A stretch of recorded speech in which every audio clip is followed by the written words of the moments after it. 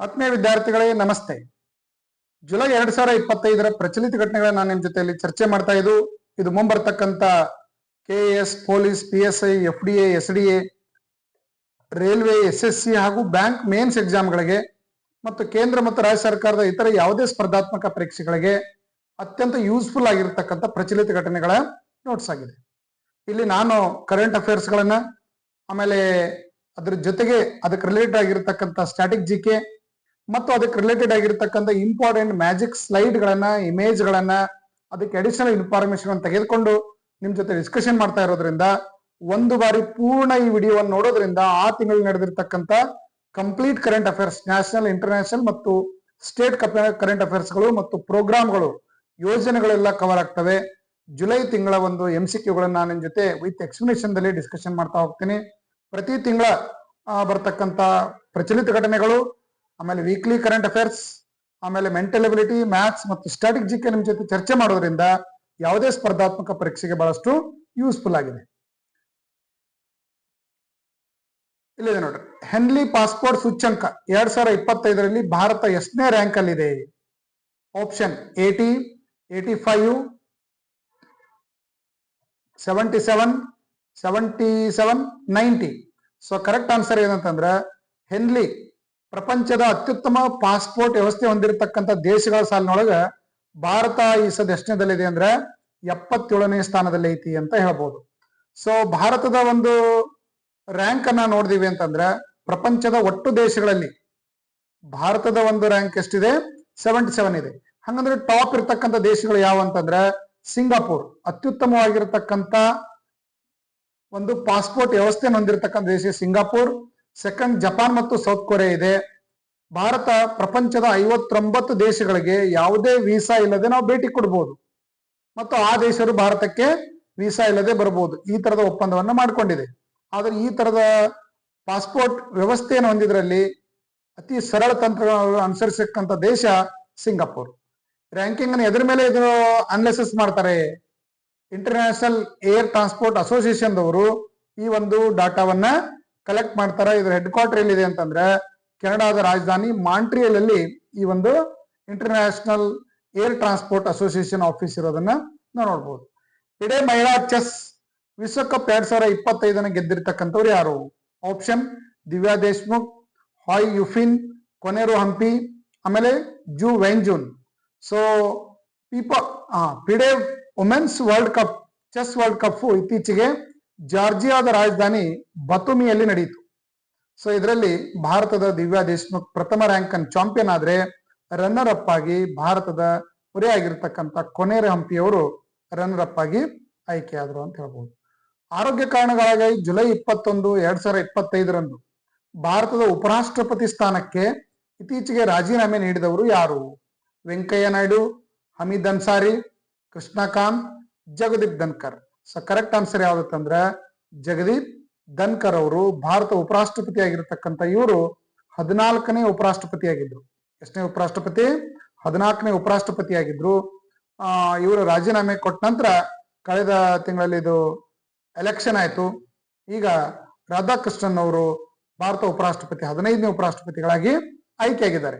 So article 63 ಏನ್ ಹೇಳ್ತಾ ಅಂದ್ರೆ ಭಾರತಕ್ಕೆ ಒಬ್ಬರು ಉಪರಾಷ್ಟ್ರಪತಿ ಇರಬೇಕು ಅಂತ ಹೇಳ್ತದೆ. ಆರ್ಟಿಕಲ್ 64 ಏನ್ ಹೇಳ್ತಾ ಅಂದ್ರೆ ಉಪರಾಷ್ಟ್ರಪತಿ ಆಗಿರತಕ್ಕಂಥವ್ರು ರಾಜ್ಯಸಭೆಯ ಸಭಾಧ್ಯಕ್ಷರಾಗಿ ಕಾರ್ಯನಿರ್ವಹಿಸಬೇಕಾಗ್ತದೆ. ಆಮೇಲೆ ಇವರ ಎಲೆಕ್ಷನ್ ಬಗ್ಗೆ ಹೇಳ್ತಕ್ಕಂಥ ಸಂವಿಧಾನ ವಿಧಿ 66th ವಿಧಿ. ಯಾರು ಇವರನ್ನ ಆಯ್ಕೆ ಮಾಡಬೇಕು ನೋಡ್ರಿ, ರಾಜ್ಯಸಭೆ ಮತ್ತು ಲೋಕಸಭೆಯ ಸದಸ್ಯರೆಲ್ಲ ಸೇರಿ ಇವರನ್ನ ಏನ್ ಮಾಡ್ತಾರೆ ಅಂದ್ರೆ ಉಪರಾಷ್ಟ್ರಪತಿಗಳನ್ನ ಆಯ್ಕೆ ಮಾಡ್ತಾರೆ. ಇದರಲ್ಲಿ ರಾಜ್ಯ ವಿಧಾನಸಭೆ ಸದಸ್ಯರು ಯಾರು ಭಾಗವಹಿಸೋದಿಲ್ಲ. ಓನ್ಲಿ ರಾಜ್ಯಸಭೆ ಮತ್ತು ಲೋಕಸಭೆಯ ಚುನಾಯಿತ ಸದಸ್ಯರು ಮತ್ತು ನಾಮನಿರ್ದೇಶ ಸದಸ್ಯರು ಎಲ್ಲರೂ ಸೇರಿ ಇವರನ್ನ ಆಯ್ಕೆ ಮಾಡಲಾಗ್ತದೆ. ಇವರ ಅಧಿಕಾರಾವಧಿ 5 ವರ್ಷ ಇರ್ತದೆ. ಆರ್ಟಿಕಲ್ 67A ಪ್ರಕಾರ ಉಪರಾಷ್ಟ್ರಪತಿ ಆಗಿರ್ತಕ್ಕಂಥವ್ರು ರಾಜೀನಾಮೆ ಕೊಡ್ಬೇಕಾಯ್ತಂದ್ರೆ ಲಿಖಿತ ರೂಪದಲ್ಲಿ ರಾಷ್ಟ್ರಪತಿಗಳಿಗೆ ರಾಜೀನಾಮೆಯನ್ನ ಕೊಡ್ಬೇಕು. ಇವರು ಲಿಖಿತ ರೂಪದಲ್ಲಿ ಯಾರಿಗೆ ಕೊಡ್ಬೇಕ್ರಿ? ಭಾರತ ರಾಷ್ಟ್ರಪತಿಗಳಿಗೆ ರಾಜೀನಾಮೆಯನ್ನ ಇವರು ಸಲ್ಲಿಸಬೇಕಾಗ್ತದ ಅಂತ ಹೇಳ್ಬೋದು. ಸೊ ನೆಕ್ಸ್ಟ್ ನೋಡೋದಾದ್ರೆ ನಿಸಾರ್ ಮಿಷನ್ ಎಂಬುದು ಯಾವ 2 ಬಾಹ್ಯಾಕಾಶ ಸಂಸ್ಥೆಗಳು ಜಂಟಿಯಾದ ಯೋಜನೆಯಾಗಿದೆ? ನಿಸಾರ್ ಅನ್ನೋದು ಬಾಹ್ಯಾಕಾಶ ಸಂಶೋಧನೆಗೆ ಸಂಬಂಧಪಟ್ಟಿರ್ತಕ್ಕಂಥ ಒಂದು ವ್ಯವಸ್ಥೆ, ಉಪಗ್ರಹ ವ್ಯವಸ್ಥೆ ಇದು. ಸೊ ಇದು ಯಾವ 2 ಏಜೆನ್ಸಿಗಳು ಸೇರಿ ಮಾಡಿದಾವೆ ನೋಡ್ರಿ. Roscosmos and ISRO, NASA and ISRO, NASA and JAXA, CNES and ISRO. Option ಯಾವ್ದತ್ತಂದ್ರ ಆಪ್ಷನ್ ಬಿ ಅಮೆರಿಕಾದ ಬಾಹ್ಯಾಕಾಶ ಸಂಸ್ಥೆ ಆಗಿರತಕ್ಕಂಥ ನಾಸಾ ಮತ್ತು ಭಾರತದ ಬಾಹ್ಯಾಕಾಶ ಸಂಸ್ಥೆ ಆಗಿರತಕ್ಕಂಥ ಇಸ್ರೋ ಇವೆರಡು ಜಂಟಿಯಾಗಿ ಈ ನಿಸಾರ್ ಅಂತಕ್ಕಂಥ ಯೋಜನೆಯನ್ನ ಹಮ್ಮಿಕೊಂಡಿವೆ. ಇದರ ಪ್ರಕಾರ ಭಾರತದ ಭೂಮಿಯ ಅಬ್ಸರ್ವಿಂಗ್ ಮಿಷನ್ ಅನ್ನ ಮಾಡಲಿಕ್ಕೆ ಈ ಒಂದು ಮಿಷನ್ ಅನ್ನು ಹಮ್ಮಿಕೊಂಡಿವೆ. ಈ ರಾಕೆಟ್ ಉಡಾವಣೆ ವಾಹನ ಯಾವ್ದತ್ತಂದ್ರ GSLV F-16 ಮೂಲಕ ಈ ಉಪಗ್ರಹವನ್ನ ಉಡಾವಣೆ ಮಾಡಲಿದ್ದಾರೆ. ಲಾಂಚಿಂಗ್ ಡೇಟು ಜುಲೈ 30, 2025 ಇದು ಲಾಂಚ್ ಆಗಿದೆ. ಇದು ಎಲ್ಲಿಂದ ಲಾಂಚ್ ಮಾಡಿದ್ದಾರೆ ಈ ಉಪಗ್ರಹವನ್ನ ಅಂದ್ರೆ ಆಂಧ್ರ ಪ್ರದೇಶದ ಶ್ರೀಹರಿಕೋಟಾದಲ್ಲಿ ಇರತಕ್ಕಂತ, ಎಲ್ಲಿದು ಶ್ರೀಹರಿಕೋಟಾದಲ್ಲಿ ಬರ್ತಕ್ಕಂತ ಶ್ರೀ ಸತೀಶ್ ಧವನ್ ಬಾಹ್ಯಾಕಾಶ ಕೇಂದ್ರ, ಸತೀಶ್ ಧವನ್ ಸ್ಪೇಸ್ ಸೆಂಟರ್ ಇಂದ ಇದನ್ನು ಲಾಂಚ್ ಮಾಡಲಾಗಿದೆ. ಇದು L ಬ್ಯಾಂಡ್ ಮತ್ತು S ಬ್ಯಾಂಡ್ ಗಳನ್ನು ಹೊಂದಿದ್ದು ರೇಡಾರ್ ಫ್ರೀಕ್ವೆನ್ಸಿಗಳನ್ನ ಇಸ್ರೋದವರು ಇದಕ್ಕೆ ಏನ್ ಮಾಡಿದ್ದಾರೆ, ರೆಡಿ ಮಾಡಿದ್ದಾರೆ ಅಂತ ಹೇಳ್ಬಹುದು. ಸೊ 24 ಸೆಂಟಿಮೀಟರ್ ವೇವ್ ಲೆಂತ್ ಗಳನ್ನು ಹೊಂದಿರತಕ್ಕಂಥ L ಬ್ಯಾಂಡ್ಗಳು ಅರ್ತ್ ಅಬ್ಸರ್ವಿಂಗ್ ಸಿಸ್ಟಮ್ ಅನ್ನ ಮಾಡ್ಲಿಕ್ಕೆ ಇದು ಹೆಲ್ಪ್ ಆಗ್ತಕ್ಕಂಥದ್ದು ಅಂತ ಹೇಳ್ಬಹುದು.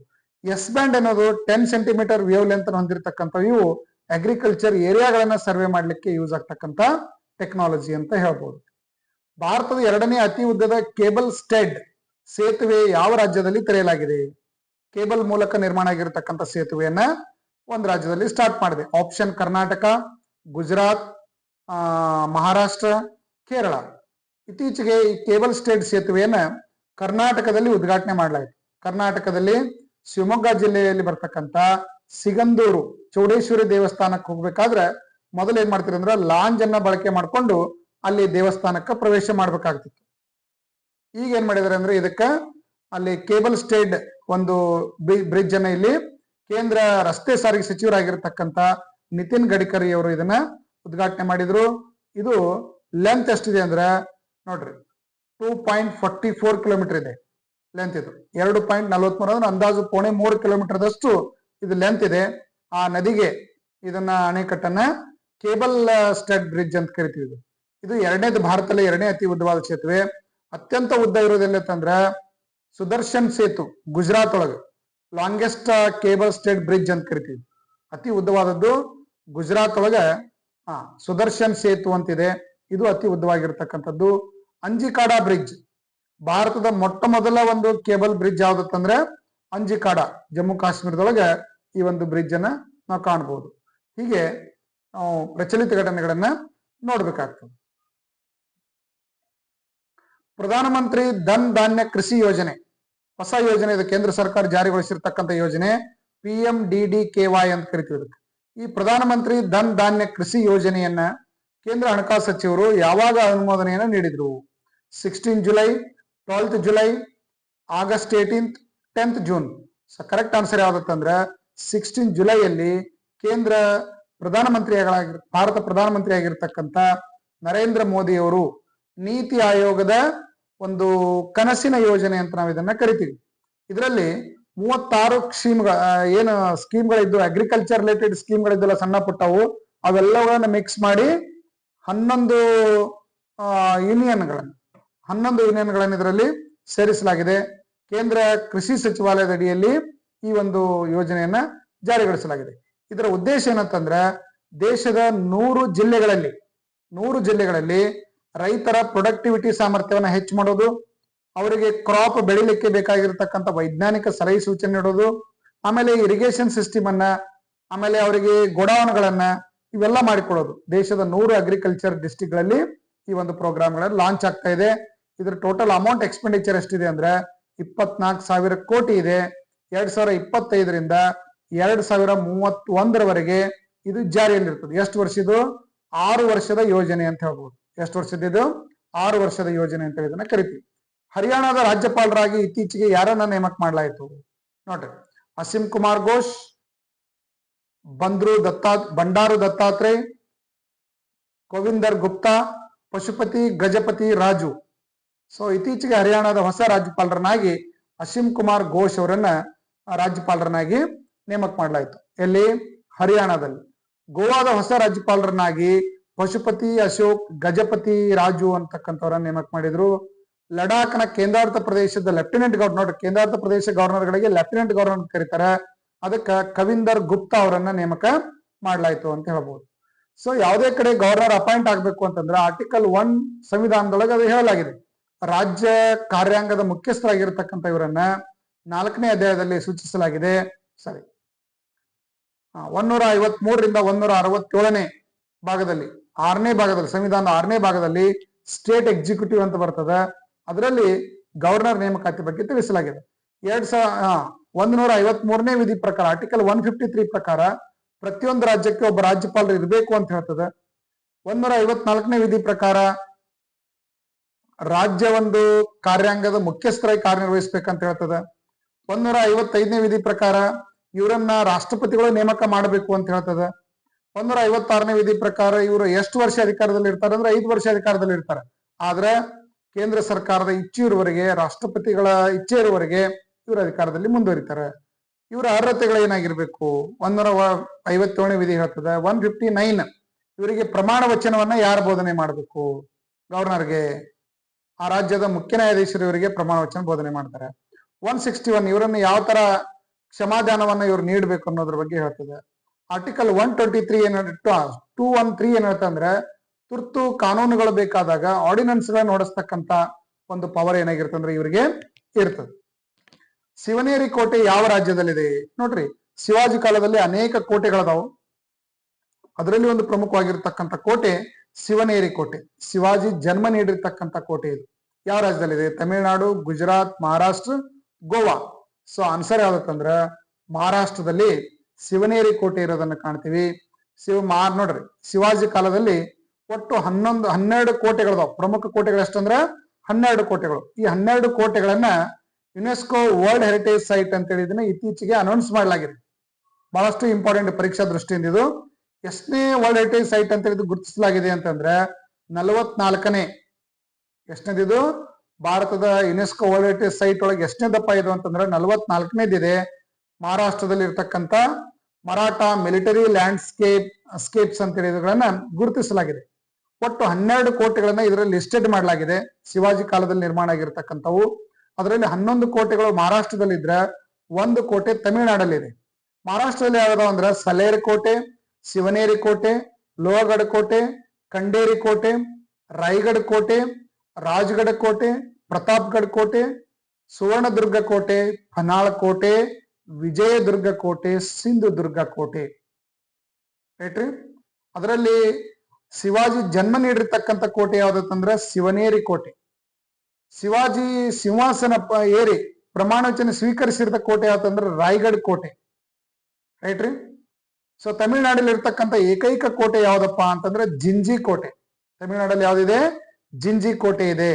ಭಾರತದ 44ನೇ ಯುನೆಸ್ಕೋ ಹೆರಿಟೇಜ್ ಸೈಟ್ ಅಂತೇಳಿ ಅನೌನ್ಸ್ ಆಗಿದೆ. 42ನೇದು ಯಾವ್ದಂದ್ರೆ ಹೊಯ್ಸಳ ದೇವಾಲಯ. ಕರ್ನಾಟಕದ ಹೊಯ್ಸಳ ದೇವಾಲಯ ಇದು 42ನೇದ್ದು. 43ನೇದ್ದು ಕೊಲಾರಾಡಿಯೋ ಮೈಡಾನ್ಸ್ ಅಂತ ಅಸ್ಸಾಂದಲ್ಲಿ ಬರ್ತದೆ. ಸೊ ಅದು ವರ್ಲ್ಡ್ ಹೆರಿಟೇಜ್ ಸೈಟ್ ಅಂತೇಳಿ ಅನೌನ್ಸ್ ಆಗಿದೆ. ಇದು ನಿಮಗೆ ವೆರಿ ಇಂಪಾರ್ಟೆಂಟ್. ಇದು ನಮ್ಮ creative study circle mobile application ಇದೆ ಪ್ಲೇಸ್ಟೋರ್ ಅಲ್ಲಿ ಆಪ್ ಅನ್ನ ಡೌನ್ಲೋಡ್ ಮಾಡ್ಕೊಡ್ರಿ. ಇಲ್ಲಿ ಕರೆಂಟ್ ಅಫೇರ್ಸ್, ಡೈಲಿ ಕ್ವಿಜ್ಗಳು, ವಿಡಿಯೋ ಕೋರ್ಸ್ಗಳು, ಆಮೇಲೆ ಕ್ವಿಜಸ್ಗಳು, PDF ನೋಟ್ಸ್ಗಳು ಇವೆಲ್ಲ ಇರ್ತವೆ. ಈಗ ಆನ್ಲೈನ್ ಎಕ್ಸಾಮ್ ಮುಂಬರ್ತಕ್ಕಂಥ ಎಲ್ಲ ಎಕ್ಸಾಮ್ಗಳಿಗೆ ಸಂಬಂಧಪಟ್ಟ ಹಾಗೆ ನಾವು ಆಫರ್ ರೇಟ್ ಅಲ್ಲಿ ಇಟ್ಟಿದೀವಿ. ಜಸ್ಟ್ 199 ರುಪೀಸ್ ಆನ್ಲೈನ್ ಟೆಸ್ಟ್ ಅನ್ನ 49 ರುಪೀಸ್ ಅಲ್ಲಿ ಇಟ್ಟಿದೀವಿ. ಇದು ಹಿಂದಿ, ಇಂಗ್ಲಿಷ್ ಮತ್ತು ಕನ್ನಡದಲ್ಲಿ ಬರುತ್ತೆ. ಕನ್ನಡದಲ್ಲಿ ನೀವು ಟೆಸ್ಟ್ ಬರೀಬೇಕು ಅಂದ್ರೆ ಕ್ರೋಮ್ ಅಲ್ಲಿ ಓಪನ್ ಮಾಡಬೇಕು. ನೀವು ಆಲ್ರೆಡಿ ಆಪ್ ಡೌನ್ಲೋಡ್ ಮಾಡ್ಕೋಬೇಕು. ಕ್ರೋಮ್ ಅಲ್ಲಿ ಓಪನ್ ಮಾಡಿ creative study circle mock test ಅಂತೇಳಿ ನೀವು ಸರ್ಚ್ ಮಾಡಿದ್ರೆ ಅಲ್ಲಿ ನಿಮ್ಮ ಫೋನ್ ನಂಬರ್ ಹಾಕಿ, ರಿಜಿಸ್ಟ್ರೇಷನ್ ನಂಬರ್ ಹಾಕಿ, OTP ಬರುತ್ತೆ. OTP ಬಂದ್ಮೇಲೆ ಟೆಸ್ಟ್ ಓಪನ್ ಆಗ್ತವೆ. ಸೊ ರೈಲ್ವೆ ಎಲ್ಲ ಎಕ್ಸಾಮ್ಗಳು ಬೇಕು. 1 ವರ್ಷ ವ್ಯಾಲಿಡಿಟಿ, ಎಲ್ಲಾ ಟೆಸ್ಟ್ ವ್ಯಾಲಿಡಿಟಿ 1 ಇಯರ್ ಇರ್ತದೆ. 199 ರುಪೀಸ್ಗೆ 600 ರೂಪಾಯಿ ಟೆಸ್ಟ್ ಅನ್ನು ಕೇವಲ 199 ರುಪೀಸ್ಗೆ ಕೊಡ್ತಾ ಇದೀವಿ. ಯಾರಿಗೆ ಲೈವ್ ಡೈರೆಕ್ಟ್ ಆಗಿ ಅಲ್ಲಿ ಪೇಮೆಂಟ್ ಆಗ್ಲಿಕ್ಕಂದ್ರೆ ನಮಗೆ ಕಾಂಟ್ಯಾಕ್ಟ್ ಮಾಡಿ. ನಾವು ಮ್ಯಾನ್ಯುವಲಿ ಏನ್ ಮಾಡ್ತೀವಿ ಅದನ್ನ ಆಡ್ ಮಾಡ್ತೀವಿ ಅಮೌಂಟ್ ಅನ್ನು. ನಿಮ್ಮ ಟೆಸ್ಟ್ ಅನ್ನ ಆಕ್ಟಿವೇಶನ್ ಮಾಡಿರ್ತೀವಿ.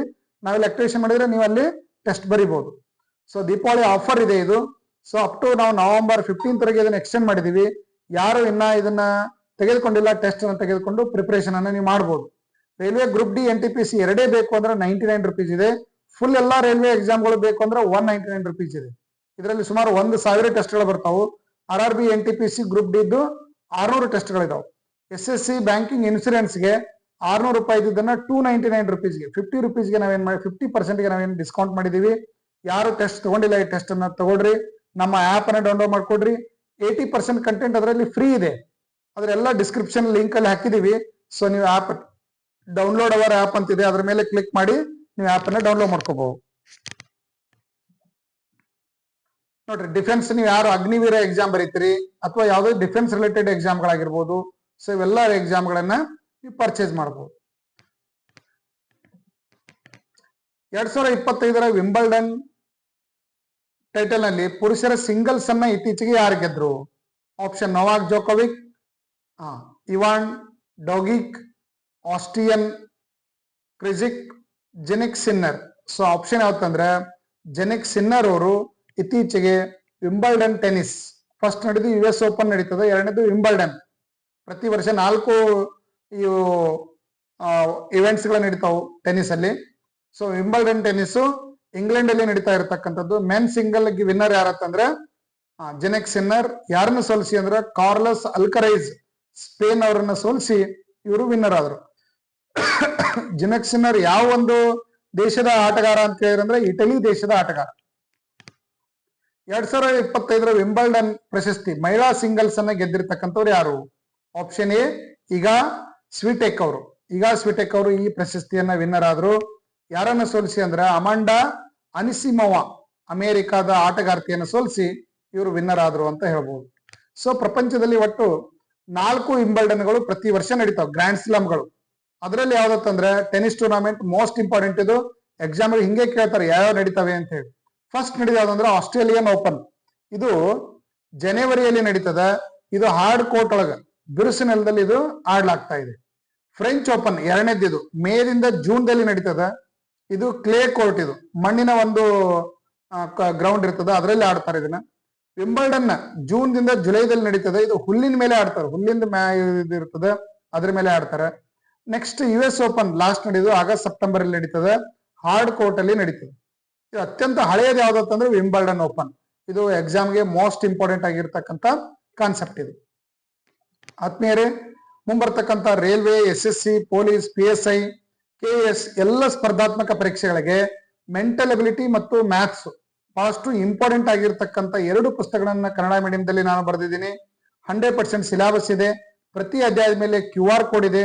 QR ಕೋಡ್ ಅನ್ನ ಸ್ಕ್ಯಾನ್ ಮಾಡಿದ್ರೆ ನೀವು ಕಂಪ್ಲೀಟ್ ವಿಡಿಯೋ ನೋಡಿ ಆಮೇಲೆ ಅಲ್ಲಿ ಕೊಟ್ಟಿರ್ತಕ್ಕಂಥ ಕಂಪ್ಲೀಟ್ ಎಲ್ಲ ಪ್ರೀವಿಯಸ್ ಇಯರ್ ಕ್ವಶನ್ ಗಳನ್ನ ಸಾಲ್ವ್ ಮಾಡಿದೀವಿ.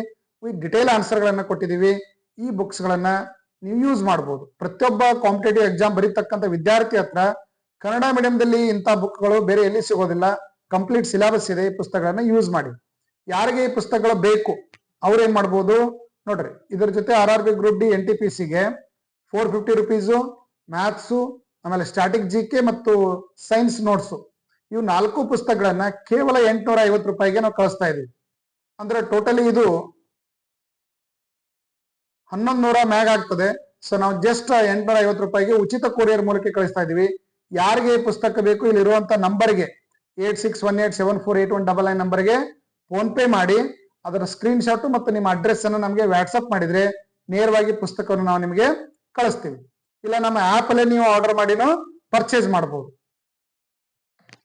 17ನೇ ಬ್ರಿಕ್ಸ್ ಶೃಂಗಸಭೆ ಮುಂಚಿತವಾಗಿ ನ್ಯೂ ಡೆವಲಪ್ಮೆಂಟ್ ಬ್ಯಾಂಕ್ ಅನ್ನು ಯಾವ 2 ದೇಶಗಳು ಸೇರಿಕೊಂಡಿವೆ ನೋಡ್ರಿ. ನ್ಯೂ ಡೆವಲಪ್ಮೆಂಟ್ ಬ್ಯಾಂಕ್ ಅನ್ನೋದು ಏನಿದು ಬ್ರಿಕ್ಸ್ ದೇಶಗಳೆಲ್ಲ ಸೇರಿ ರಚನೆ ಮಾಡಿರ್ತಕ್ಕಂಥ ಬ್ಯಾಂಕ್ ಇದು. ಇದರಲ್ಲಿ 2 ದೇಶಗಳು ಹೊಸದಾಗಿ ಸೇರಿಕೊಂಡಿವೆ. ಅವು ಯಾವಂದ್ರೆ ಕಾಂಬೋಡಿಯಾ ಮತ್ತು ಉಜ್ಬೇಕಿಸ್ತಾನ್. ಯಾವ 2 ದೇಶಗಳು? ಕಾಂಬೋಡಿಯಾ ಮತ್ತು ಉಜ್ಬೇಕಿಸ್ತಾನ್ಗಳು ಬ್ರಿಕ್ ನ ಸದಸ್ಯ ದೇಶಗಳಾಗಿ ಸೇರಿವೆ. ಬ್ರಿಕ್ಸ್ ಅನ್ನೋದೇನಿದು ನೋಡ್ರಿ. ಬ್ರಿಕ್ಸ್ ಅನ್ನೋದು ತಂದ್ರೆ 4 ದೇಶಗಳು ಕೂಡಿ ಮೊದಲು ಏನ್ ಮಾಡಿದ್ದು ಅಂದ್ರೆ ಬ್ರಿಕ್ ಅಂತ ಆರಂಭ ಮಾಡಿದ್ದು, ರೈಟ್ ರೀ. ಸೊ 2015 ಯಾವುದು? Brazil, Russia, India, China. 5ನೇ ದೇಶ ಯಾವ ಸೇರ್ತಂದ್ರ ಸೌತ್ ಆಫ್ರಿಕಾ ಸೇರ್ತು. ಈಗ 2015ರಿಂದ ಇದೇನಾಗಿದೆ ಅಂದ್ರೆ ಬ್ರಿಕ್ಸ್ ದೇಶ ಅಂತ ಹೇಳಿದು ಕರೆಯಲ್ಪಡ್ತದೆ. ಇದರ ಒಂದು ಅಡಿಯಲ್ಲಿ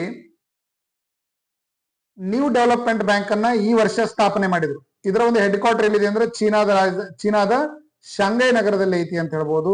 ಹೊಸದಾಗಿ ಬ್ರಿಕ್ ನೇ ಮತ್ತೆ ಏನ್ ಮಾಡಿದಾರೆ ಅಂದ್ರೆ 6 ದೇಶಗಳು ಇದರಲ್ಲಿ ಸೇರಿದವು.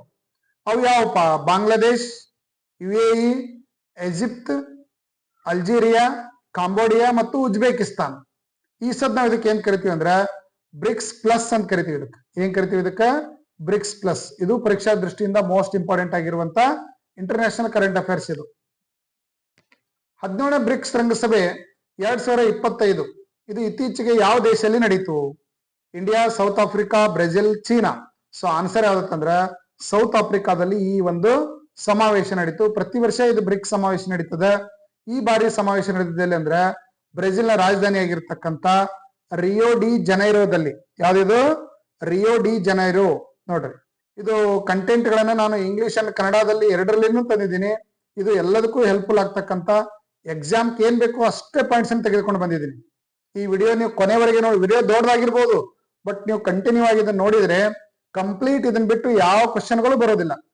ನೀವು ಇತ್ತೀಚೆಗೆ ನಡೆದಿರ್ತಕ್ಕಂಥ ಯಾವುದೇ ಎಕ್ಸಾಮ್ ಕ್ವಶನ್ ನೋಡ್ರಿ, ನಾ ಪ್ರತಿ ತಿಂಗಳ ವೀಕ್ಲಿ ಕರೆಂಟ್ ಅಫೇರ್ಸ್ ಮಾಡಿರ್ತೀನಿ, ಮಂತ್ಲಿ ಕರೆಂಟ್ ಅಫೇರ್ಸ್ ಮಾಡಿರ್ತೀನಿ. ಕಂಪ್ಲೀಟ್ ಸಿಲೆಬಸ್ ಇದರಲ್ಲಿ ಕರೆಂಟ್ ಅಫೇರ್ಸ್ ಕವರ್ ಆಗ್ತದೆ. ಬಟ್ KS ಎಕ್ಸಾಮ್ ದವ್ರಂತೂ ಕಂಪಲ್ಸರಿ ಇದು ನೋಡ್ಲೇಬೇಕು. ಇನ್ನ ಈ ಒಂದು ಬ್ರೆಜಿಲ್ ನ ಅಧ್ಯಕ್ಷರು ಯಾರಂದ್ರ ಲೂಲಾ ಡಸಿಲ್ವಾ. ಯಾರೀ? ಲೂಲಾ ಡಸಿಲ್ವಾ. ಲೂಲಾ ಡ ಸಿಲ್ವಾ ಇವರು ಇದರ ಬ್ರೆಜಿಲ್ ನ ಅಧ್ಯಕ್ಷರು ಅಂತ ನಾವು ಕರಿತೀವಿ. ಇಲ್ಲಿ ಭಾರತದ ಪ್ರಧಾನಮಂತ್ರಿ ಆಗಿರ್ತಕ್ಕಂಥ ನರೇಂದ್ರ ಮೋದಿ ಅವರು ಇಲ್ಲಿ ಏನ್ ಮಾಡಿದ್ರು? ಭಾಗವಹಿಸಿದ್ರು. ಇದರ ಒಂದು ಔಟ್ಕಮ್ ನಿರ್ಣಯಕ್ಕೆ ಏನ್ ಬಂದ್ರಪ್ಪ ಅಂತಂದ್ರ ಡಿಕ್ಲರೇಷನ್ ಆನ್ ಕ್ಲೈಮೇಟ್ ಫೈನಾನ್ಸ್. ನೋಡ್ರಿ, ಈ ವಾತಾವರಣಕ್ಕೆ ಸಂಬಂಧಪಟ್ಟಿರ್ತಕ್ಕಂಥ ಹಾನಿ ಉಂಟು ಮಾಡತಕ್ಕಂಥದ್ದನ್ನ ಕಡಿಮೆ ಮಾಡ್ಲಿಕ್ಕೆ ಜಗತ್ತಿನ ಎಲ್ಲ ದೇಶಗಳು ಪ್ರಯತ್ನ ಮಾಡಬೇಕು. ಅದಕ್ಕೆ ಬೇಕಾಗಿರ್ತಕ್ಕಂಥ ತಾಂತ್ರಿಕ ಮತ್ತು ಆರ್ಥಿಕ ನೆರವನ್ನ ಶ್ರೀಮಂತ ದೇಶಗಳು ನೀಡಬೇಕು ಅನ್ನೋ ತೀರ್ಮಾನಕ್ಕೆ ಬರಲಾಯಿತು. ಬ್ರಿಕ್ಸ್ ರಿಅಫರ್ಮ್ಡ್ ಏನಪ್ಪಾ? ಗಾಜಾದಲ್ಲಿ ಏನು ಇಸ್ರೇಲ್ ಮತ್ತು ಪ್ಯಾಲೆಸ್ತೈನ್ ನಡುವೆ ಹೋರಾಟ ನಡೀತಾ ಇತ್ತು, ಅದನ್ನ ನಿಲ್ಲಿಸಬೇಕು ಅಂತ ಒತ್ತಡ ಹೇರಿದು. ಜೊತೆಗೆ ಯುಕ್ರೇನ್ ಮತ್ತು ರಷ್ಯಾ ನಡುವೆ ನಡೀತಾ ಇರತಕ್ಕಂಥ ಯುದ್ಧವನ್ನು ನಿಲ್ಲಿಸಬೇಕು ಅಂತ ಹೇಳಿ ಇಲ್ಲಿ ಒತ್ತಾಯವನ್ನ ಮಾಡಲಾಯಿತು. ನೋಡ್ರಿ, ಬ್ರಿಕ್ಸ್ ಸ್ಥಾಪನೆ ಆಗಿದ್ದು ಯಾವಾಗತ್ತಂದ್ರೆ 2009 ಶಂಘೈ. ಇದ್ರ ಹೆಡ್ ಕ್ವಾರ್ಟರ್ ಎಲ್ಲಿದೆ ಅಂದ್ರೆ ಶಂಘೈ ಒಳಗದ. ಈ ಸದ 10 ದೇಶಗಳು ಮತ್ತೊಂದು ಸೇರಿ 11 ಆಗ್ಯಾವ ಈಗ. Brazil, Russia, India, China, south Africa ಇದ್ದು. ಬಟ್ ಇದ್ರ ಜೊತೆಗೆ ಇರಾನ್, UAE, ಈಜಿಪ್ಟ್ ಮತ್ತು ಇಥಿಯೋಪಿಯಾ, ಇಂಡೋನೇಷಿಯಾ ಸೇರಿ ಸದ್ದ +5 ಹೊಸ ದೇಶಗಳು ಸೇರಿವೆ. ಇನ್ನೊಂದು ಹೊಸ ದೇಶ. ಒಟ್ಟಾರೆ 11 ದೇಶಗಳು ಬ್ರಿಕ್ ಮೆಂಬರ್ ದೇಶಗಳಾಗಿವೆ. 2026ನೇ ಸಾಲಿನ ಬ್ರಿಕ್ಸ್ ಸಮಾವೇಶ ಎಲ್ಲಿ ನಡೀತಾ ಇದೆ ಅಂತಂದ್ರೆ ಭಾರತದಲ್ಲಿ ನಡೀತಾ ಇದೆ. ಇದು ಬಹಳ ಇಂಪಾರ್ಟೆಂಟ್. ಇದು ಆದ್ರೆ ಯಾವ ನಗರ ಅಂತ ಹೇಳಿಲ್ಲ, ಬಟ್ ಭಾರತದಲ್ಲಿ ಈ ಸಮಾವೇಶ ನಡೆಯೋದಿದೆ ಅಂತ ಹೇಳ್ಬೋದು. ಗಿಲಾಂಗ್ ಒಪ್ಪಂದಕ್ಕೆ ಸಹಿ ಹಾಕಿದ 2 ದೇಶಗಳು ಯಾವುವು? ನೋಡ್ರಿ, ಗಿಲಾಂಗ್ ಒಪ್ಪಂದ ರೈಟ್ರಿ ಯಾವುದು? ಗಿಲಾಂಗ್ 30 ಅಂತ ಕರೀತಾರೆ. UK, India, Australia, UK, Canada, UAE, then ನ್ಯೂಜಿಲೆಂಡ್ Zealand UK. So correct answer ಏನಂತಂದ್ರೆ UK ಮತ್ತು ಆಸ್ಟ್ರೇಲಿಯಾ, ಅಂದ್ರೆ ಇಂಗ್ಲೆಂಡ್ ಮತ್ತು ಆಸ್ಟ್ರೇಲಿಯಾಗಳು ಈ ಒಂದು ಒಪ್ಪಂದಕ್ಕೆ ಸಹಿ ಹಾಕಿದ್ದು. ಈ ಒಂದು ಒಪ್ಪಂದ ಸುಮಾರು 50 ವರ್ಷಗಳವರೆಗೆ ಪರಸ್ಪರ ರಕ್ಷಣೆಯನ್ನು ನೀಡ್ಕೊಳ್ತಕ್ಕಂತ ಒಂದು ಯೋಜನೆ ಆಗಿದೆ ಅಂತ ಹೇಳ್ಬೋದು. ಈ ಒಂದು 30 Australia build nuclear powered SSN ಒಂದು ಸಬ್ಮರೀನ್ ಗಳನ್ನ ನಿರ್ಮಾಣ ಮಾಡ್ಲಿಕ್ಕೆ ಆಸ್ಟ್ರೇಲಿಯಾಕ್ಕೆ ತಾಂತ್ರಿಕ ನೆರವನ್ನ ಇಂಗ್ಲೆಂಡ್ ನೀಡ್ತಾ ಇದೆ ಅಂತ ಹೇಳ್ಬೋದು. ರೈಟ್ ರೀ. ಭೂಮಿಯ ಕಾಂತೀಯ ಕವಚವನ್ನು ಅಧ್ಯಯನ ಮಾಡಲು ನಾಸಾ ಇತ್ತೀಚೆಗೆ ಒಂದು ಮಿಷನ್ ಅನ್ನು ಸ್ಟಾರ್ಟ್ ಮಾಡಿದೆ. ಆ ಒಂದು ಮಿಷನ್ ಯಾವುದು? ನಾಸಾ ಅಂದ್ರೆ ಅಮೆರಿಕಾದ ಬಾಹ್ಯಾಕಾಶ ಸಂಸ್ಥೆ. ಭೂಮಿಯ ಒಂದು ಕಾಂತೀಯ ಒಂದು ಶಕ್ತಿ ಏನು ಗುರುತ್ವಾಕರ್ಷಣ ಶಕ್ತಿ ಅದಲ್ಲ, ಆ ಒಂದು ಏರಿಯಾ ಕುರಿತು ಅಧ್ಯಯನ ಮಾಡ್ಲಿಕ್ಕೆ ಒಂದು ಯೋಜನೆಯನ್ನ ನಾಸಾದವರು ಹಮ್ಮಿಕೊಂಡಿದ್ದಾರೆ. ಅದು ಯಾವ್ದಂದ್ರೆ ನೋಡ್ರಿ, TRACER, Parker Solar Probe, Artemis, Voyager. So answer ಯಾವ್ದಂದ್ರೆ ಟ್ರೇಸರ್ಸ್ ಅಂತಕ್ಕಂಥ ಯೋಜನೆಯನ್ನು ಹಮ್ಮಿಕೊಂಡದ. ಅಂದ್ರೆ ಟೆಂಡನ್ ರೀಕನೆಕ್ಷನ್ ಅಂಡ್ ಕಪ್ಸ್ electro dynamic reconnaissance satellite mission ಅಂತ ಹೇಳಿ ಟ್ರೇಸರ್ಸ್ ಯೋಜನೆಯನ್ನು ಇದು ಹಮ್ಮಿಕೊಂಡದ. ಈ ಯೋಜನೆಯನ್ನು ಜಾರಿ ಮಾಡಿರ್ತಕ್ಕಂಥ ಬಾಹ್ಯಾಕಾಶ ಸಂಸ್ಥೆ ಯಾವ್ದಂದ್ರೆ ನಾಸಾ. ಇದು ಏನ್ ಕುರಿತು ಅಧ್ಯಯನ ಮಾಡ್ತದ? ಭೂಮಿಯ ಕಾಂತತ್ವ ಕ್ಷೇತ್ರವನ್ನ ಕುರಿತು ಅಧ್ಯಯನ ಮಾಡ್ತದ ಅಂತ ಹೇಳ್ಬೋದು. ಯಾವ ರಾಜ್ಯ ಸರ್ಕಾರವು ಇತ್ತೀಚೆಗೆ ನಿಯಾದ್ ನೆಲ್ಲನಾರ್ ಅಂತಕ್ಕಂಥ ಯೋಜನೆಯನ್ನ ಸ್ಟಾರ್ಟ್ ಮಾಡಿದೆ? ಛತ್ತೀಸ್ಗಢ, ಮಧ್ಯಪ್ರದೇಶ್, ರಾಜಸ್ಥಾನ್, ಒರಿಸ್ಸಾ. ಸೊ ಆನ್ಸರ್ ಯಾವ್ದಂದ್ರೆ ಛತ್ತೀಸ್ಗಢ ಸರ್ಕಾರ ಈ ನಿಯಾದ್ ನೆಲ್ಲನಾರ್ ಅಂತಕ್ಕಂಥ ಯೋಜನೆಯನ್ನ ಹಮ್ಮಿಕೊಂಡಿದೆ. ಈ ಒಂದು ಯೋಜನೆ ಉದ್ದೇಶ ಏನಂತಂದ್ರ ನಕ್ಸಲ್ ಪೀಡಿತ ಒಂದು ಛತ್ತೀಸ್ಗಢ ರಾಜ್ಯದೊಳಗ ಅವ್ರಿಗೆ ಬೇಕಾಗಿರ್ತಕ್ಕಂಥ ನಕ್ಸಲ್ ಇಂದ ಬಾಧಿತ ಒಳಗಾಗಿರ್ತಕ್ಕಂಥ ಜನರಿಗೆ ಮನೆ, ಆಮೇಲೆ ಅವ್ರ ಹೆಲ್ತ್ ಇದು ಮಾಡೋದು, ಅವ್ರಿಗೆ ಕುಡಿಯುವ ನೀರು, ರಸ್ತೆ, ಉದ್ಯೋಗ ಇವೆಲ್ಲ ಸೌಲಭ್ಯಗಳನ್ನು ಕೊಡ್ಲಿಕ್ಕೆ ಜಾರಿಗೊಂಡಿರ್ತಕ್ಕಂಥ ಯೋಜನೆ ಯಾವ್ದಂದ್ರೆ ನಿಯಾದ್ ನೆಲ್ಲನಾರ್ ಯೋಜನೆ. ನಕ್ಸಲ್ ಪೀಡಿತ ಪ್ರದೇಶಗಳ ಜನರ ಅಭಿವೃದ್ಧಿಗಾಗಿ ಈ ಯೋಜನೆಯನ್ನ ಹಮ್ಮಿಕೊಳ್ಳಲಾಗಿದೆ ಅಂತ ಹೇಳಿ. ನೆಕ್ಸ್ಟ್, ಯಾವ ರಾಜ್ಯವು ಮೊದಲು ಟಿಬಿ ಸಾವಿನ ಮುನ್ಸೂಚನೆ ಮಾದರಿಯನ್ನು ಅಳವಡಿಸಿಕೊಂಡಿದೆ? ಟಿಬಿ ರೋಗ ಉಂಟಾಗಿರ್ತಕ್ಕಂಥ ರೋಗಿಗಳ ಸಾವಿನ ಮುನ್ಸೂಚನೆಯನ್ನು ಪತ್ತೆ ಹಚ್ಚತಕ್ಕಂಥ ಯೋಜನೆಯನ್ನ ಇತ್ತೀಚೆಗೆ ಒಂದು ರಾಜ್ಯ ಮಾಡಿಕೊಂಡಿದೆ. ಅದು ಯಾವುದು? ಕೇರಳ, ಮಹಾರಾಷ್ಟ್ರ, ತಮಿಳುನಾಡು, ಕರ್ನಾಟಕ. ಆನ್ಸರ್ ಯಾವ್ದತ್ತಂದ್ರ ಹೇಳ್ರಿ, ತಮಿಳುನಾಡು ಸರ್ಕಾರ. ಈ ಟಿಬಿ ರೋಗದ ಬಗ್ಗೆ, ಲಂಗ್ಸ್ ಗಳಿಗೆ ಈ ಒಂದು ರೋಗ ಅಟ್ಯಾಕ್ ಆಗ್ತಾ ಇದ್ದು, ಸೊ ಇದ್ರ ಕುರಿತು ಪತ್ತೆ ಹಚ್ಚತಕ್ಕಂಥ ವ್ಯವಸ್ಥೆಯನ್ನ ಇದು ಮಾಡಿಕೊಂಡಿದೆ ಅಂತ ಹೇಳ್ಬೋದು. ಇಂಡಿಯಾ 2025ಕ್ಕೆ ಟಿಬಿಯನ್ನ ಸಂಪೂರ್ಣವಾಗಿ ಭಾರತದಿಂದ ಹೊಡೆದೋಡಿಸ್ಬೇಕು ಅಂತಕ್ಕಂಥ ಯೋಜನೆಯನ್ನ ಹಮ್ಮಿಕೊಂಡಿದೆ. ಭಾರತ ರಾಷ್ಟ್ರೀಯ ವೈದ್ಯರ ದಿನವನ್ನು ಪ್ರತಿ ವರ್ಷ ಯಾವ ದಿನಾಂಕದಂದು ಆಚರಿಸುತ್ತಾರೆ? July 1, July 5, June 15, June 30. So answer ಯಾವ್ದತ್ತಂದ್ರೆ ಜುಲೈ 1 ಪ್ರತಿ ವರ್ಷ ಡಾಕ್ಟರ್ಸ್ ಡೇ ಅಂತೇಳಿ ಸೆಲೆಬ್ರೇಟ್ ಮಾಡ್ತಾರೆ. ಯಾಕೆ ಇದನ್ನ ಮಾಡ್ತಾರೆ ಅಂದ್ರೆ ಬಿಪಿನ್ ಚಂದ್ರ ರಾಯ್, ಭಾರತ ವಿಜ್ಞಾನಿ ಆಗಿರ್ತಕ್ಕಂಥ ಬಿಪಿನ್ ಚಂದ್ರ ರಾಯ್ ಇವರ ಒಂದು ಜನ್ಮದಿನ ಇದು. ಸೊ ಇವರಿಗೆ ಭಾರತ ರತ್ನ ಪ್ರಶಸ್ತಿಯನ್ನ 1961ರಲ್ಲಿ ನೀಡಿ ಗೌರವಿಸಲಾಗಿತ್ತು. ಈ ಬಾರಿ ಥೀಮ್ ಏನಿದೆ ಅಂತಂದ್ರೆ behind the mask, who heels and healers ಅಂತ ಹೇಳ್ತಕ್ಕಂಥ ಒಂದು ಥೀಮ್ ಅನ್ನ ಇದು ಹೊಂದಿದೆ ಅಂತ ಹೇಳ್ಬೋದು. ಕಾಜಿರಂಗ ಹುಲಿ ಪ್ರದೇಶ ಯಾವ ರಾಜ್ಯದಲ್ಲಿದೆ? ಕಾಜಿರಂಗ ನ್ಯಾಷನಲ್ ಪಾರ್ಕ್ ಯಾವ ರಾಜ್ಯದಲ್ಲಿದೆ? ಸೊ ವೆಸ್ಟ್ ಬೆಂಗಾಲ್, ಅಸ್ಸಾಂ, ಮಧ್ಯಪ್ರದೇಶ್, ಕೇರಳ. ನೋಡ್ರಿ, ಇದೆಲ್ಲ ನಿಮಗೆ ಸ್ಟ್ಯಾಟಿಕ್ ಜಿಕೆ ರಿಲೇಟೆಡ್ ಆಗಿರ್ತಕ್ಕಂಥ ಕರೆಂಟ್ ಅಫೇರ್ಸ್. ಇದು ಎಕ್ಸಾಮ್ಗೂ ಒಮ್ಮೆ ಎಲ್ಲಿದ್ರೆ ಸ್ಟ್ಯಾಟಿಕ್ ಜಿಕೆ ಕೇಳೋದಿಲ್ಲ. ಕರೆಂಟ್ ಅಫೇರ್ಸ್ ಒಳಗ ಸುದ್ದಿಯಲ್ಲಿ ಇರ್ತಕ್ಕಂಥ ಸ್ಟ್ಯಾಟಿಕ್ ಜಿಕೆನೆ ಕೇಳ್ತಾರ. ಎಲ್ಲ ಎಕ್ಸಾಮ್ಗಳಿಗೆ ಇದು ಬಹಳಷ್ಟು ಯೂಸ್ಫುಲ್ ಆಗಿದೆ. ಕಾಜಿರಂಗ ನ್ಯಾಷನಲ್ ಪಾರ್ಕ್ ಇದು ಎಲ್ಲಿದೆ ಅಂದ್ರೆ ಅಸ್ಸಾಂ ಅಲ್ಲಿ ಇದೆ. So 3rd highest tiger density, ಅತಿ ಹೆಚ್ಚು ಟೈಗರ್ ಅನ್ನು ಹೊಂದಿರತಕ್ಕಂಥ 3ನೇ ರಾಜ್ಯ.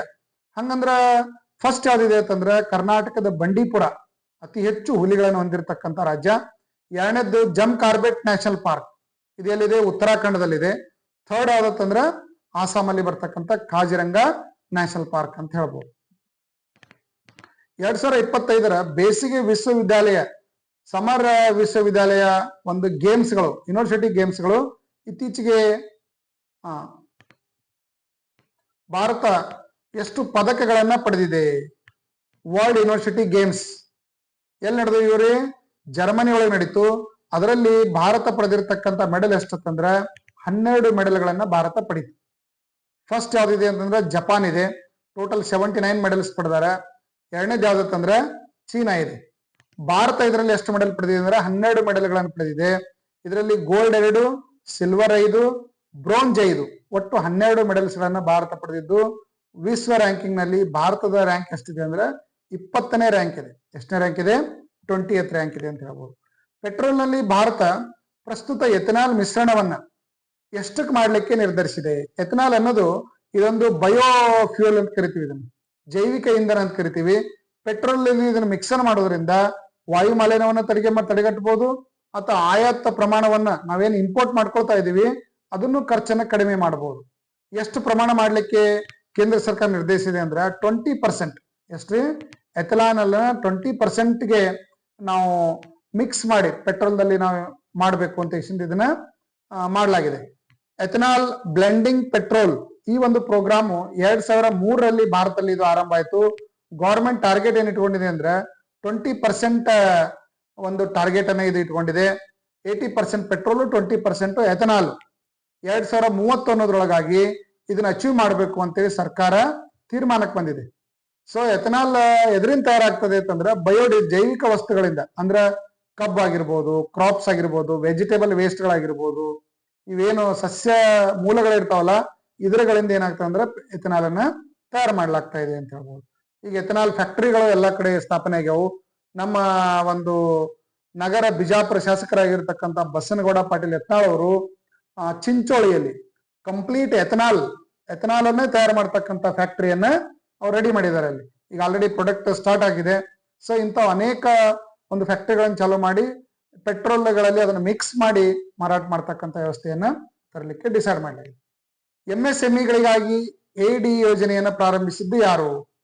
ಕೇಂದ್ರ ಸಚಿವರಾಗಿರುತ್ತೆ. MSME ಅಂದ್ರೆ ಏನು? ಸಣ್ಣ ಸಣ್ಣ ನಾವೀನ್ಯತೆ ಹೊಂದಿರತಕ್ಕಂಥ ಕಂಪನಿಗಳು. ಅಂತ ಕಂಪನಿಗಳಿಗೆ ಕೇಂದ್ರ ಸಚಿವರಾಗಿರ್ತಕ್ಕಂಥ ಮನೋಹರ್ ಲಾಲ್ ಖಟ್ಟರ್ ಅವರು ಯೋಜನೆ ಜಾರಿಗೆ ತಂದು ಆರ್ಥಿಕ ನೆರವನ್ನು ಅವರಿಗೆ ನೀಡಲು ಇದಕ್ಕೆ ನಿರ್ಧರಿಸಿದ್ದಾರೆ ಅಂತ ಹೇಳ್ಬೋದು. ಭಾರತ ಮೊಟ್ಟ ಮೊದಲ ಬುಡಕಟ್ಟ ಜಿನೋಮ್ ಸೀಕ್ವೆನ್ಸಿಂಗ್ ಯೋಜನೆಯನ್ನ ಯಾವ ರಾಜ್ಯದಲ್ಲಿ ಜಾರಿಗೊಳಿಸಲಾಗಿದೆ? ಒರಿಸ್ಸಾ, ಜಾರ್ಖಂಡ್, ಗುಜರಾತ್ ಮತ್ತು ಛತ್ತೀಸ್ಗಢ. ಅಂದ್ರೆ ಬುಡಕಟ್ಟು ಜನಾಂಗದವರ ವಂಶವಾಹಿನಿಯನ್ನ ಕುರಿತು ಅಧ್ಯಯನ ಮಾಡತಕ್ಕಂಥ ಯೋಜನೆಯನ್ನ ಜಾರಿಗೊಳಿಸಲಾಗಿದೆ. ಯಾವ ರಾಜ್ಯದಲ್ಲಿ ಅಂತಂದ್ರೆ ಗುಜರಾತ್ ರಾಜ್ಯದಲ್ಲಿ ಜಾರಿಗೊಳಿಸಲಾಗಿದೆ. ಫೋಕಸ್ ಮುಖ್ಯವಾಗಿ ಏನಪ್ಪಾ ಅಂದ್ರೆ ಟ್ರೈಬಲ್ ಕಮ್ಯುನಿಟಿ ಅಂದ್ರೆ ಬುಡಕಟ್ಟು ಜನರ ಒಂದು DNA ಕುರಿತು ಅಧ್ಯಯನ ಮಾಡತಕ್ಕಂಥ ಒಂದು ಸ್ಕೀಮ್ ಇದು ಅಂತ ಇದನ್ನ ಕರಿಬಹುದು. ಭಾರತ ಮೊದಲ ಡಿಜಿಟಲ್ ಅಲೆಮಾರಿ ಗ್ರಾಮವನ್ನ ಯಾವ ರಾಜ್ಯದಲ್ಲಿ ಸ್ಥಾಪಿಸಿದೆ? ಕಂಪ್ಲೀಟ್ ಡಿಜಿಟಲ್ ಆಗಿರತಕ್ಕಂಥ ಒಂದು ಗ್ರಾಮವನ್ನ ಅನೌನ್ಸ್ ಮಾಡಲಾಗಿದೆ. ಸೊ ಯಾಕ್ಟನ್ ವಿಲೇಜ್ ಎಲ್ಲಿದೆ ಇದು? ಸಿಕ್ಕಿಂ ಅಲ್ಲಿ ಬರ್ತಕ್ಕಂಥ ಗುಡ್ಡಗಾಡು ಒಂದು ಗ್ರಾಮ ಇದು. ಕಂಪ್ಲೀಟ್ ಇದೇನಾಗಿದೆ ಅಂತಂದ್ರೆ ಡಿಜಿಟಲೀಕರಣ ಆಗಿರ್ತಕ್ಕಂಥ ಗ್ರಾಮ ಅಂತೇಳಿ ಇದನ್ನ ಕರೆಯಲಾಗಿದೆ. ನೋಡ್ರಿ, ಹೈ ಸ್ಪೀಡ್ ಇಂಟರ್ನೆಟ್ ಎಲ್ಲ ಹೋಮ್ ಸ್ಟೇಗಳಿಗೆ ಇಂಟರ್ನೆಟ್ ಫೆಸಿಲಿಟಿಯನ್ನು ಕೊಟ್ಟಾರೆ. ಆಮೇಲೆ ನೋಮಾಡ್ ಸಿಕ್ಕಿಂ ಇನಿಷಿಯೇಟಿವ್ ಒಂದು ಅಂಡರ್ ಒಳಗ ಈ ಯೋಜನೆಯನ್ನ ಜಾರಿಗೊಳಿಸಲಾಗಿದೆ ಅಂತ ಹೇಳ್ಬೋದು. ಭಾರತದ 88ನೇ ಚೆಸ್ ಗ್ರ್ಯಾಂಡ್ ಮಾಸ್ಟರ್ ಆಗಿ ಇತ್ತೀಚೆಗೆ ಯಾರು ಆಯ್ಕೆಯಾಗಿದ್ದಾರೆ? ಆಪ್ಷನ್ ಯಾವ್ದಂದ್ರೆ ಆರ್ ಪ್ರಜ್ಞಾನಂದ್, ಹರಿಕೃಷ್ಣ ಎ, ದಿವ್ಯಾ ದೇಶ್ಮುಖ್, ಅರ್ಜುನ್ ಎಗಿರೇಸಿ. ಸೊ ಆನ್ಸರ್ ಯಾವ್ದಂದ್ರೆ ದಿವ್ಯಾ ದೇಶ್ಮುಖ್ ಅವರು ಭಾರತದ 88ನೇ ಚೆಸ್ ಗ್ರ್ಯಾಂಡ್ ಮಾಸ್ಟರ್ ಆಗಿ ಇತ್ತೀಚೆಗೆ ಆಯ್ಕೆಯಾಗಿದ್ದಾರೆ. 2024ರಲ್ಲಿ ಚೆಸ್ ಗ್ರ್ಯಾಂಡ್ ಮಾಸ್ಟರ್ ಆಯ್ಕೆ ಆದವರು ಅಂದ್ರೆ ಡಿ ಗುಕೇಶ್, ಆಂಧ್ರ ಪ್ರದೇಶ ಅವರು. ಬಟ್ ದಿವ್ಯಾ ದೇಶ್ಮುಖ್ ಅವರು ಇಲ್ಲಿ ಇವರು ಮಹಾರಾಷ್ಟ್ರದವರು, ರೈಟ್ ರೀ. 87th ಯಾರಿದ್ರು ಅಂತಂದ್ರೆ ಹರಿಕೃಷ್ಣನ್ ಎ, ತಮಿಳುನಾಡದವರಾಗಿದ್ರು, ರೈಟ್ ರೀ. ಭಾರತ ಮೊದಲ ISO ಪ್ರಮಾಣೀಕೃತ ಪೊಲೀಸ್ ಠಾಣೆಯಲ್ಲಿದೆ ಅಂದ್ರೆ ಫುಲ್ಲಿ ಅಪ್ಡೇಟೆಡ್ ಟೆಕ್ನಾಲಜಿಯನ್ನು ಯೂಸ್ ಮಾಡ್ತಕ್ಕಂಥ ಪೊಲೀಸ್ ಠಾಣೆ. ISO ಪ್ರಮಾಣ ಪತ್ರ ಹೊಂದಿರತಕ್ಕಂಥ ಪೊಲೀಸ್ ಠಾಣೆ ಎಲ್ಲಿದೆ ಅಂದ್ರೆ ನೋಡ್ರಿ, ಅತುಂಕಲ್ ಪೊಲೀಸ್ ಸ್ಟೇಷನ್, ಮಹಾರಾಷ್ಟ್ರ. ಎಲ್ಲಿದೆ ಇದ್ರಿ? ಅತುಂಕಲ್ ಪೊಲೀಸ್ ಸ್ಟೇಷನ್, ಮಹಾರಾಷ್ಟ್ರದಲ್ಲಿ ಈ ಒಂದು ಪೊಲೀಸ್ ಸ್ಟೇಷನ್ ಕಂಡು ಬರ್ತದ. ಇದು ISO ಸರ್ಟಿಫೈಡ್ ಆಗಿರ್ತಕ್ಕಂಥ ಭಾರತದ ಮೊಟ್ಟ ಮೊದಲ ಪೊಲೀಸ್ ಸ್ಟೇಷನ್ ಅಂತ ಇದು ಕರಿತೀವಿ. ಎಲ್ಲಿದೆ ಇದ್ರಿ? ಸಾರಿ, ಕೇರಳದಲ್ಲಿ ಐತಿ ಇದು. ಎಲ್ಲಿದೆ ಇದು? ಕೇರಳದಲ್ಲಿ ಕಂಡು ಬರ್ತದೆ. ಇದರ ಒಂದು ವಿಶೇಷತೆ ಏನಂತಂದ್ರೆ ಎಲ್ಲ ಕ್ರೈಮ್ ಪ್ರೊವಿಷನ್ಸ್ ಗಳನ್ನ, investigation, traffic control, complete technology ಮೇಲೆನೆ ಇದು ಡಿಪೆಂಡ್ ಆಗಿರ್ತಕ್ಕಂಥ ಒಂದು ಪೊಲೀಸ್ ಸ್ಟೇಷನ್ ಅಂತ ಹೇಳಿ ಕರಿತೀವಿ. ಹುರುನ್ ಗ್ಲೋಬಲ್ ಯೂನಿಕಾರ್ನ್ ಸೂಚ್ಯಂಕ 2025ರಲ್ಲಿ ಭಾರತದ ಶ್ರೇಯಾಂಕ ಏನು? ಯೂನಿಕಾರ್ನ್ ಕಂಪನಿಗಳಂತ ಕರಿತೀವಿ. ಯೂನಿಕಾರ್ನ್ ಕಂಪನಿಗಳಂತ ಯಾವ್ದು ಕರಿತೀವಿ ಅಂತಂದ್ರೆ 1 ಬಿಲಿಯನ್ ಟ್ರಾನ್ಸಾಕ್ಷನ್ ಹೊಂದಿರತಕ್ಕಂಥ ಕಂಪನಿಗಳಿಗೆ ನಾವೇನ್ ಕರಿತೀವಿ? ಯೂನಿಕಾರ್ನ್ ಕಂಪನಿಗಳಂತ ಕರಿತೀವಿ. ಈ ಯೂನಿಕಾರ್ನ್ ಕಂಪನಿಯಲ್ಲಿ ಭಾರತದ ರ್ಯಾಂಕ್ ಎಷ್ಟಿದೆ ಅಂತಂದ್ರೆ 3rd ರ್ಯಾಂಕ್ ಇದೆ. ಎಷ್ಟನೇ ರ್ಯಾಂಕ್ ಇದೆ ಇದು? 3rd ರ್ಯಾಂಕ್ ಇದೆ. ಟಾಪ್ 1 ಯಾವ್ದಂದ್ರೆ USA, ಟಾಪ್ 2 ಯಾವ್ದೈತೆ ಅಂತಂದ್ರೆ ಚೀನಾ ಇದೆ. ಭಾರತ 3ನೇ ಸ್ಥಾನದಲ್ಲಿದೆ. ಅಂದ್ರೆ 14 ಪ್ರಮುಖ ಯೂನಿಕಾರ್ನ್ ಕಂಪನಿಗಳನ್ನ ಭಾರತ ಹೊಂದಿದೆ. ಹೆಚ್ಚಾಗಿ ಎಲ್ಲಿದೆ ಅಂತಂದ್ರೆ ಬೆಂಗಳೂರು ಮತ್ತು ಮುಂಬೈಯಲ್ಲಿ ಈ ಒಂದು ಕಂಪನಿಗಳು ಸ್ಥಾಪನೆ ಆಗಿದ್ದಾವೆ ಅಂತ ಹೇಳ್ಬೋದು. ಯೂನಿಕಾರ್ನ್ ಅಂದ್ರೆ ಏನ್ ಗೊತ್ತಾ? ಮಾರ್ಕೆಟ್ ವ್ಯಾಲ್ಯೂ ಇದು ಎಷ್ಟಾಗಿರ್ಬೇಕು? $1 ಬಿಲಿಯನ್ ಇರ್ಬೇಕು. $1 ಬಿಲಿಯನ್ ಹೊಂದಿರತಕ್ಕಂತ ಕಂಪನಿಗಳಿಗೆ ಏನ್ ಕರೀತಾರೆ ಅಂದ್ರೆ ಯೂನಿಕಾರ್ನ್ ಕಂಪನಿಗಳು ಅಂತ ಕರೀತಾರೆ. ಇದು ಇತ್ತೀಚೆಗೆ ಒಂದು ಎಕ್ಸಾಮ್ದಲ್ಲಿ SSC ಎಕ್ಸಾಮ್ ಅಲ್ಲಿ ಕೇಳಿದ್ರು ಕ್ವಶನ್. ಕಾರ್ಗಿಲ್ ವಿಜಯ ದಿವಸವನ್ನು ಪ್ರತಿ ವರ್ಷ ಯಾವ ದಿನದಂದು ಆಚರಿಸುತ್ತಾರೆ? ಆಪ್ಷನ್ ಎ, ಜುಲೈ 26ರಂದು ಪ್ರತಿ ವರ್ಷ ಕಾರ್ಗಿಲ್ ವಿಜಯ ದಿವಸವನ್ನ ಆಚರಿಸ್ತಾರೆ. ಭಾರತ ಮತ್ತು ಪಾಕಿಸ್ತಾನ ನಡುವೆ 1999ರಲ್ಲಿ ಈ ಒಂದು ಕಾರ್ಗಿಲ್ ಯುದ್ಧ ನಡೆದಿತ್ತು. ಭಾರತ ಮೇಲೆ ಆಕ್ರಮಣ ಮಾಡಿರ್ತಕ್ಕಂಥ ಪಾಕಿಸ್ತಾನವನ್ನ ಯುದ್ಧದಲ್ಲಿ ಸಂಪೂರ್ಣವಾಗಿ ಸೋಲಿಸಲಾಯಿತು. ಅದು ಜುಲೈ 26ರಂದು ಟೋಲೋಲಿಂಗ್ ಶಿಖರ ಅಂತ ಬರ್ತದೆ. ಈ ಟೋಲೋಲಿಂಗ್ ಶಿಖರವನ್ನ ವಶಪಡಿಸಿಕೊಳ್ಳುವುದರ ಮೂಲಕ ಭಾರತ ವಿಜಯೋತ್ಸವನ್ನ, ಕಾರ್ಗಿಲ್ ವಿಜಯ್ ಡೇ ಅಂತ ಸೆಲೆಬ್ರೇಟ್ ಮಾಡಿದ್ರು. ಈ ಒಂದು ಕಾರ್ಯಾಚರಣೆ ಹೆಸರೇನಿತ್ತಂದ್ರೆ ಆಪರೇಷನ್ ವಿಜಯ್. ಏನಿತ್ತಿದ್ರೆ ಕಾರ್ಯಾಚರಣೆ ಹೆಸರು ಆಪರೇಷನ್ ವಿಜಯ್ ಅಂತಕ್ಕಂಥ ಕಾರ್ಯಾಚರಣೆಯನ್ನು ಇದು ಮಾಡಲಾಗಿತ್ತು ಅಂತ ಹೇಳ್ಬೋದು. ಪ್ರತಿ ವರ್ಷ ವಿಶ್ವ ಹೆಪಟೈಟಿಸ್ ದಿನವನ್ನ ಯಾವಾಗ ಆಚರಿಸಲಾಗುತ್ತದೆ? Option A, 28th hepatitis B ಒಂದು ದಿನವಂತ ಆಚರಣೆ ಮಾಡಿ ಅವರಿಗೆ ಹೆಪಟೈಟಿಸ್ ಬಿ ಬಗ್ಗೆ, ವೈರಸ್ ಬಗ್ಗೆ ಜಾಗೃತಿ ಉಂಟು ಮಾಡ್ತಕ್ಕಂಥ ಒಂದು ಯೋಜನೆಯನ್ನ ಇದರಲ್ಲಿ ಹಮ್ಮಿಕೊಳ್ಳಲಾಗಿದೆ. ಈ ವರ್ಷದ ಥೀಮ್ ಏನಿತ್ತಪ್ಪ, hepatitis let's break it down ಅಂತಕ್ಕಂಥ ಥೀಮ್ ಅನ್ನ ಇದು ಹೊಂದಿತ್ತು ಅಂತ ಹೇಳ್ಬೋದು. ಇದು ಮುಖ್ಯವಾಗಿ ಲಿವರ್ಗೆ ಬರ್ತಕ್ಕಂಥ ಒಂದು ರೋಗ. ಶರೀರದ ಯಾವ ಭಾಗಕ್ಕೆ ಬರ್ತದೆ ಅಂದ್ರೆ ಲಿವರ್ಗೆ ಬರ್ತದೆ ಅಂತ ಹೇಳ್ಬೋದು. ಪ್ರತಿ ವರ್ಷ ಸರಕು ಸೇವಾ ದಿನವನ್ನ ಯಾವ ದಿನ ಆಚರಿಸುತ್ತಾರೆ ನೋಡ್ರಿ. ಪ್ರತಿ ವರ್ಷ ಸರಕು ಸೇವಾ ದಿನವನ್ನ ಜುಲೈ 1ರಂದು ಆಚರಿಸಲಾಗುತ್ತದೆ. ಯಾಕೆ ಅಂತಂದ್ರೆ ನೋಡ್ರಿ, ಇಡೀ ದೇಶಾದ್ಯಂತ ಮೊದಲೇನಾಗಿತ್ತಂದ್ರೆ ವ್ಯಾಟ್ ಅಂತ ಹೇಳಿ ಜಾರಿ ಇತ್ತು, ವ್ಯಾಲ್ಯೂ ಆಡೆಡ್ ಟ್ಯಾಕ್ಸ್ ಇತ್ತು. ಭಾರತ ಸರ್ಕಾರ ಒನ್ ನೇಷನ್ ಒನ್ ಟ್ಯಾಕ್ಸ್ ಅಂತಕ್ಕಂಥ ಯೋಜನೆ ಅಡಿಯಲ್ಲಿ ಜುಲೈ 1, 2017ರಲ್ಲಿ ಈ ಒಂದು GST ಅನ್ನ ಸ್ಟಾರ್ಟ್ ಮಾಡಿದ್ರು, ಗೂಡ್ಸ್ ಅಂಡ್ ಸರ್ವಿಸ್ ಟ್ಯಾಕ್ಸ್ ಅಂತ ಹೇಳಿ. ಓಲ್ಡ್ ಡೈರೆಕ್ಟ್ ಟ್ಯಾಕ್ಸ್ ಅನ್ನ, ಇಂಡೈರೆಕ್ಟ್ ಟ್ಯಾಕ್ಸ್ ಅನ್ನ ತೆಗೆದು ಡೈರೆಕ್ಟ್ ಟ್ಯಾಕ್ಸ್ ಅನ್ನ ಹಾಕಿದ್ರು. ಇದು ಜುಲೈ 1ರಂದು ಜಾರಿಗೆ ಬಂತು. ಇಲ್ಲಿ 4 ಒಂದು ಇದರಲ್ಲಿ ಏನ್ ಮಾಡ್ತಾರೆ, ಟ್ಯಾಕ್ಸ್ ಅನ್ನ ಹಾಕ್ತಾ ಇತ್ತು. 5%, 12%, 18%, 28%. ಈಗ ಇದನ್ನ ಮತ್ತೆ ರಿವೈಸ್ ಮಾಡಿ ಏನ್ ಮಾಡಿದ್ದಾರೆ, 12% ಮತ್ತು 28% ಎರಡು ಕ್ಯಾನ್ಸಲ್ ಆಗ್ಯಾವು. ಓನ್ಲಿ 18% ಅಂಡ್ 5% ಇದೆ. ಇನ್ನೊಂದು ಐಷಾರಾಮಿ ಟ್ಯಾಕ್ಸ್ ಅಂತ ಇನ್ನೊಂದು ಹಾಕಿದ್ದಾರೆ, ಅದ್ರ ಮೇಲೆ 40% ಟ್ಯಾಕ್ಸ್ ಇದೆ. ಇಷ್ಟು GST ಅನ್ನ ಮಾಡಿಫೈ ಮಾಡಿದ್ದಾರೆ ಇದೇ ತಿಂಗಳ ಸೆಪ್ಟೆಂಬರ್ 22ರಂದು. ರೈಟ್ರಿ. GST ಕೌನ್ಸಿಲ್ ಅನ್ನ ಸಂವಿಧಾನದ 279A ವಿಧಿ ಅಡಿಯಲ್ಲಿ ಸಂವಿಧಾನಾತ್ಮಕವಾಗಿ ಸ್ಥಾಪನೆ ಮಾಡಲಾಗಿದೆ. ಇದನ್ನ ಸ್ಥಾಪನೆ ಮಾಡ್ಲಿಕ್ಕೆ ಸಂವಿಧಾನಕ್ಕೆ ಒಂದು ತಿದ್ದುಪಡಿಯನ್ನ 2016ರಲ್ಲಿ ಮಾಡಿ 2017ರಲ್ಲಿ ಇದು ಸ್ಥಾಪನೆ ಆಯ್ತು. ನಾಳೆ ಕ್ವಶನ್ ಬರ್ಬೋದು ನಿಮ್ಗೆ, ಎಷ್ಟನೇ ತಿದ್ದುಪಡಿ ಮೂಲಕ GST ಕೌನ್ಸಿಲ್ ಅನ್ನು ಸ್ಥಾಪನೆ ಮಾಡಲಾಗಿದೆ ಅಂತ ಕೇಳಿದ್ರೆ 101ನೇ ತಿದ್ದುಪಡಿ ಮೂಲಕ. ಯಾವ ಸಂವಿಧಾನದ ವಿಧಿಯಲ್ಲಿ? 279A ವಿಧಿಯಲ್ಲಿ. ರೈಟ್ರಿ. GST ಕೌನ್ಸಿಲ್ ಅಧ್ಯಕ್ಷರು ಯಾರಾಗಿರ್ತಾರೆ? ಯಾವಾಗಲೂ ಕೇಂದ್ರ ಹಣಕಾಸು ಸಚಿವರು ಇರ್ತಾರೆ. ಇತ್ತೀಚೆಗೆ ಇದರ ಸಭೆ ಎಲ್ಲಿ ನಡೀತಂದ್ರೆ ದೆಹಲಿಯಲ್ಲಿ ಇದರ ಸಭೆಯನ್ನ ಸಂಘಟಿಸಲಾಗಿತ್ತು. ಓನ್ಲಿ ಸದ್ದ 5%, 12% ಅಂಡ್ 40% ಟ್ಯಾಕ್ಸ್ ಅನ್ನ ಇದರಲ್ಲಿ ಮಾತ್ರ ಹಮ್ಮಿಕೊಳ್ಳಲಾಗಿದೆ. ರೈಟ್ರಿ. ಜಾಮಾತಾ ಎಂಬುದು ಭಾರತ ಮತ್ತು ಯಾವ ದೇಶ ನಡುವಿನ ಜಂಟಿ ನೌಕಾ ಸಮರಾಭ್ಯಾಸವಾಗಿದೆ? ಆಪ್ಷನ್ ಬಿ, ಜಪಾನ್ ಮತ್ತು ಭಾರತ ನಡುವಿನ ಜಂಟಿ ಸಮರಾಭ್ಯಾಸ ಅಂತ ಇದನ್ನ ಕರೆಯಲಾಗ್ತದ. ನೋಡ್ರಿ, ಜಾಮಾತಾ ಭಾರತ ಮತ್ತು ಜಪಾನ್ ಕೋಸ್ಟ್ ಗಾರ್ಡ್ ಎಲ್ಲಿ ನಡೆದಿರೋದು ಅಂತಂದ್ರೆ ಇದು ಒಂದು ಎಕ್ಸರ್ಸೈಸ್ ಎಲ್ಲಿ ನಡೀತಿದ್ದು? ಚೆನ್ನೈ ಒಳಗೆ ನಡೀತಿದ್ದು. ಎಲ್ಲಿದು? ತಮಿಳುನಾಡಿನ ಚೆನ್ನೈಯಲ್ಲಿ ಎಕ್ಸರ್ಸೈಸ್ ಅನ್ನ ಕಂಡಕ್ಟ್ ಮಾಡಲಾಗಿತ್ತು. ಯುವ ಆಧ್ಯಾತ್ಮಿಕ ಶೃಂಗಸಭೆ 2025 ಎಲ್ಲಿ ನಡೆಸಲಾಯಿತು? ಯುವ ಆಧ್ಯಾತ್ಮಿಕ ಶೃಂಗಸಭೆಯನ್ನ ಇತ್ತೀಚೆಗೆ ವಾರಣಾಸಿಯಲ್ಲಿ ನಡೆಸಲಾಯಿತು. ಎಲ್ಲಿ ನಡೆಸಲಾಯ್ತು? ಇದು ವಾರಣಾಸಿಯಲ್ಲಿ ನಡೆಸಲಾಯಿತು. ಸೊ ಇದರ ವಿಶೇಷ ಏನಪ್ಪಾ ಅಂತಂದ್ರೆ ಈ ಬಾರಿ ಥೀಮ್ ಏನಾಗಿತ್ತು ಅಂದ್ರೆ ನಶಾಮುಕ್ತ ಯುವ ಫಾರ್ ವಿಕಸಿತ್ ಭಾರತ್. ನೋಡ್ರಿ, ಈ ವರ್ಷದ ಭಾರತ ಯೋಜನೆ ಏನಿದೆ ಅಂದ್ರೆ ವಿಕಸಿತ್ ಭಾರತ್ ಅಂತ, ಡೆವಲಪ್ಮೆಂಟ್ ಇಂಡಿಯಾ ಅಂತಕ್ಕಂಥ ಕಾನ್ಸೆಪ್ಟ್ ಅನ್ನ ಈ ಬಾರಿ ಹಮ್ಮಿಕೊಂಡಿದೆ ಅಂತ ಹೇಳ್ಬೋದು. ಭಾರತ ಮೊದಲು ಪರಿಚಯಿಸಿದ ಇತ್ತೀಚೆಗೆ ಯಾವ ರಾಜ್ಯಕ್ಕೆ? ನೋಡ್ರಿ, ಅಕ್ವಾಟೆಕ್ ಪಾರ್ಕ್ ಅನ್ನ ಇತ್ತೀಚೆಗೆ ಯಾವ ರಾಜ್ಯದಲ್ಲಿ ಸ್ಥಾಪನೆ ಮಾಡಲಿಕ್ಕೆ ಡಿಸೈಡ್ ಮಾಡಲಾಗಿದೆ? ಆಪ್ಷನ್ ಯಾವ್ದಂದ್ರೆ ಅಸ್ಸಾಂ ಅಲ್ಲಿ. ಅಕ್ವಾಟೆಕ್ ಪಾರ್ಕ್ ಅನ್ನು ಎಲ್ರಿ? ಅಸ್ಸಾಂದಲ್ಲಿ ಇದನ್ನ ಸ್ಥಾಪನೆ ಮಾಡ್ಲಿಕ್ಕೆ ಅಸ್ಸಾಮದ ಮುಖ್ಯಮಂತ್ರಿ ಆಗಿರ್ತಕ್ಕಂಥ ಹಿಮಂತ ಬಿಸ್ವಾ ಶರ್ಮಾ, ಯಾರ್ರಿ ಇಲ್ಲದಾರಲ್ಲ, ಹಿಮಂತ ಬಿಸ್ವಾ ಶರ್ಮಾ ಅವರು ಇದಕ್ಕೆ ಏನ್ ಮಾಡಿದ್ರು? ಚಾಲನೆಯನ್ನ ನೀಡಿದ್ರು ಅಕ್ವಾಟೆಕ್ ಪಾರ್ಕ್ ಅನ್ನ. ರೈಟ್ರಿ. ಸೋನಾಪುರ ಒಂದು ಇದರಲ್ಲಿ ಏನ್ ಮಾಡಿದ್ರು ಅಂದ್ರೆ ನಗರದಲ್ಲಿ ಇದನ್ನ ಸ್ಟಾರ್ಟ್ ಮಾಡಿದ್ರು ಅಂತ ಹೇಳಿ. ಇದ್ರ ಉದ್ದೇಶ ಏನಂತಂದ್ರ ನ್ಯಾಚುರಲ್ ಆಗಿ ಒಂದು ಫಿಶ್ ಫೌಂಟೇನ್ ಗಳನ್ನ ರೆಡಿ ಮಾಡಿ, ಅದು ದೊಡ್ಡ ಟಾಕಿಯನ್ನು ರೆಡಿ ಮಾಡಿ ಅಲ್ಲಿ ಫಿಶ್ ಗಳನ್ನ ಬೆಳೆಸ್ತಕ್ಕಂಥದ್ದು. ಇದು ಒಂದು ಕಮರ್ಷಿಯಲ್ ಬಿಸ್ನೆಸ್ ಮಾಡ್ಲಿಕ್ಕೆ ರೈತರು ತಮ್ಮ ಹೊಲದಲ್ಲಿ ಇಂಥ ಒಂದು ಮೀನು ಅಭಿವೃದ್ಧಿಗೊಳಿಸ್ತಕ್ಕಂಥ ಕಾರ್ಯವನ್ನ ಮಾಡಬಹುದು ಅಂತಕ್ಕಂಥ ಯೋಜನೆಯನ್ನ ಇದು ಹೊಂದಿದೆ ಅಂತ ಹೇಳ್ಬೋದು. ಪ್ರತಿಷ್ಠಿತ ಪೆನ್ ಪಿಂಟರ್ ಪ್ರಶಸ್ತಿ 2025 ಗೆದ್ದಿರ್ತಕ್ಕಂಥವ್ರು ಯಾರು? ಆಪ್ಷನ್ ಲೈಲಾ ಅಬು ಲೈಲಾ. ಏನ್ರಿದು? ಲೈಲಾ ಅಬು ಲೈಲಾ ಅವರು ಇತ್ತೀಚೆಗೆ ಪೆನ್ ಪಿಂಟರ್ ಪ್ರಶಸ್ತಿಯನ್ನ ಗೆದ್ದಿರ್ತಕ್ಕಂಥವ್ರು ಅಂತ ಹೇಳ್ಬೋದು. ರೈಟ್ರಿ. ಸೊ ಯಾರಿಗೆ ಇದನ್ನ ನೀಡಲಾಗ್ತಾ ಇದೆ ಅಂದ್ರೆ ಇಂಗ್ಲಿಷ್ ಲಿಟರೇಚರ್ಗೆ ಸಂಬಂಧಪಟ್ಟಿರ್ತಕ್ಕಂಥ ಒಂದು ಅವಾರ್ಡ್ ಇದಾಗಿರ್ತದ ಅಂತ ಹೇಳ್ಬೋದು. ಸ್ಕಾಟ್ಲೆಂಡ್ ದೇಶದ ಆಥರ್ ಇವರು. ರೈಲ್ವೆ ಪ್ರೊಟೆಕ್ಷನ್ ಫೋರ್ಸ್ ನ ಮೊದಲ ಮಹಿಳಾ ಡೈರೆಕ್ಟರ್ ಆಗಿ ಇತ್ತೀಚೆಗೆ ಒಬ್ಬ ಮಹಿಳೆ ನೇಮಕ ಆದ್ರು. ಅವ್ರು ಯಾರು? ಸೋನಾಲಿ ಮಿಶ್ರಾ. ಆಪ್ಷನ್ ಯಾವ್ದ್ರಿ? ಆಪ್ಷನ್ ಎ ಸೋನಾಲಿ ಮಿಶ್ರಾ ಅವರು. ಇವರು ಮಧ್ಯಪ್ರದೇಶದಿಂದ ಬಂದಿರತಕ್ಕಂಥ RPF ಆಫೀಸರ್. ಇವರು ಮೊದಲ RPF DG ಆಗಿ ಇವರು ಏನಾಗಿದ್ರೆ ಇತ್ತೀಚೆಗೆ ರೈಲ್ವೆ ಪ್ರೊಟೆಕ್ಷನ್ ಫೋರ್ಸ್ ನ ಡೈರೆಕ್ಟರ್ ಜನರಲ್ ಆಗಿ ಆಯ್ಕೆ ಆಗಿದ್ದಾರೆ ಅಂತ ಹೇಳ್ಬೋದು. 2025 US ಜನಸಂಖ್ಯಾ ಪ್ರಶಸ್ತಿಯನ್ನ ಯಾರಿಗೆ ನೀಡಲಾಗಿದೆ? ವರ್ಷಾ ದೇಶ್ಮುಖ್ ಅವರಿಗೆ. ಯಾರಿಗೆ ನೀಡಲಾಗಿದೆ? ವರ್ಷಾ ದೇಶ್ಮುಖ್ ಅವರಿಗೆ ಈ ಪ್ರಶಸ್ತಿಯನ್ನ ನೀಡಲಾಗಿದೆ ಅಂತ ಹೇಳ್ತೀವಿ.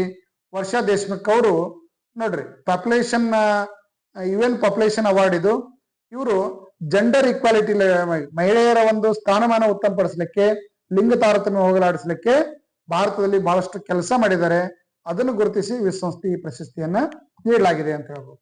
ಭಾರತದ ಮೊದಲ ಸ್ವದೇಶಿ ಡೈವಿಂಗ್ ಬೆಂಬಲ ಹಡಗಿನ ಹೆಸರೇನು? ರೈಟ್ ರೀ, ಫಸ್ಟ್ ಇಂಡೋಜೇನಿಯಸ್ ಡೈವಿಂಗ್ ಸಪೋರ್ಟ್ ಶಿಪ್. ಇದರ ಆಪ್ಷನ್ ಇದ್ರ ಯಾವ್ದಂದ್ರ INS ನಿಸ್ತಾರ್. ಯಾವ್ದಿದೆ ಇವರು?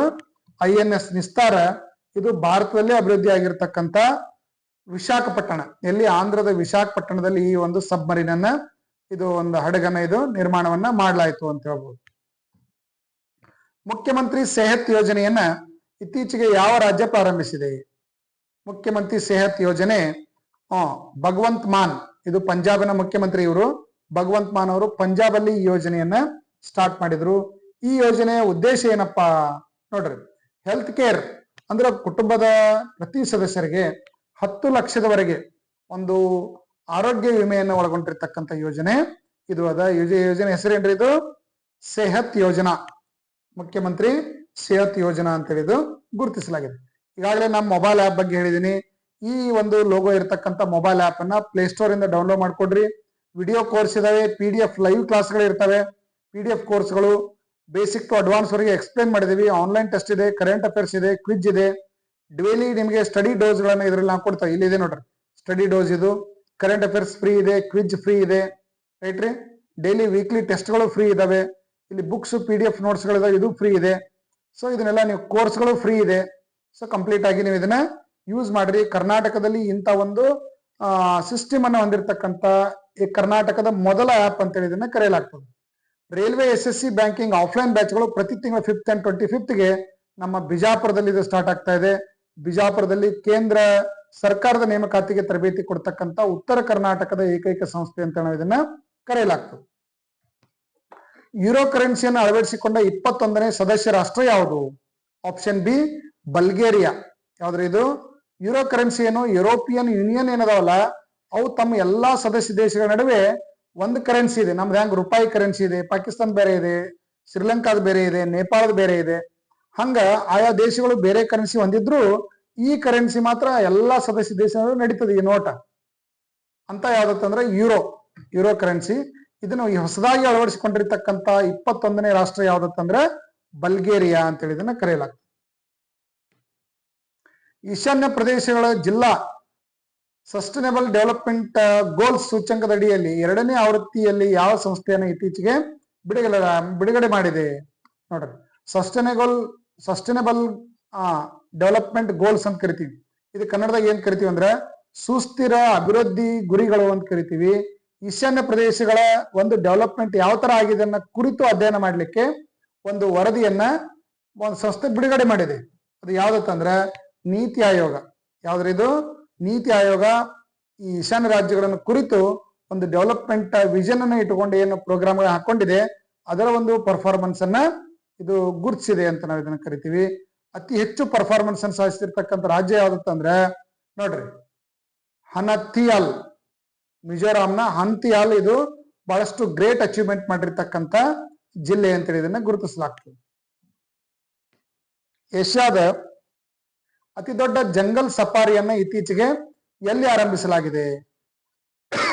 ಗುಜರಾತ್, ಹರಿಯಾಣ, ಉತ್ತರಾಖಂಡ್, ಮಧ್ಯಪ್ರದೇಶ್. ಆನ್ಸರ್ ಯಾವ್ದತ್ತಂದ್ರೆ ಹರಿಯಾಣದಲ್ಲಿ ಇದನ್ನ ಅಳವಡಿಸಿಕೊಳ್ಳಲಾಗಿದೆ. ಇಟ್ರಿ ಅರಾವಳಿ ಬೆಟ್ಟಗಳು, ಹರಿಯಾಣದಲ್ಲಿ ಅರಾವಳಿ ಬೆಟ್ಟಗಳಲ್ಲಿ ಗುರುಗ್ರಾಮ್ ಅಂತ ಬರ್ತದ, ಅಲ್ಲಿ ಈ ಒಂದು ಜಂಗಲ್ ಸಫಾರಿಯನ್ನು ಇಲ್ಲಿ ಮಾಡಲಾಗಿದೆ. 10,000 ಎಕರ್ ಪ್ರದೇಶದಲ್ಲಿ ಇದನ್ನ ಮೀಸಲು ಅರಣ್ಯದಲ್ಲಿ ಘೋಷಣೆ ಮಾಡಲಾಗಿದೆ ಅಂತ ಹೇಳ್ಬೋದು. ಪಂಡಿತ್ ದೀನ್ ದಯಾಳ್ ಉಪಾಧ್ಯಾಯ ಬಡತನ ಮುಕ್ತ ಗ್ರಾಮ ಯೋಜನೆಯನ್ನ ನೋಡ್ರಿ, ಪಂಡಿತ್ ದೀನ್ ದಯಾಳ್ ಬಡತನ ಮುಕ್ತ ಗ್ರಾಮ ಯೋಜನೆಯನ್ನ ಇತ್ತೀಚೆಗೆ ಯಾವ ರಾಜ್ಯದಲ್ಲಿ ಆರಂಭಿಸಲಾಗಿದೆ? ಮಧ್ಯಪ್ರದೇಶ್, ಉತ್ತರ ಪ್ರದೇಶ್, ಗುಜರಾತ್ ಮತ್ತು ರಾಜಸ್ಥಾನ್. ಆನ್ಸರ್ ಯಾವ್ದತ್ತಂದ್ರೆ ರಾಜಸ್ಥಾನದಲ್ಲಿ ಇದನ್ನ ಅಳವಡಿಸಲಾಗಿದೆ. ನೋಡ್ರಿ, ಹೀಗೆ ವಿವಿಧ ರಾಜ್ಯಗಳಲ್ಲಿ ಅತ್ಯುತ್ತಮ ಯೋಜನೆಗಳು ಯಾವ ಬಂದಿದ್ದಾವೆ ಅದರ ಮೇಲೆ ಕ್ವಶನ್ಸ್ಗಳು ನಿಮಗೆ ಬರ್ತವೆ.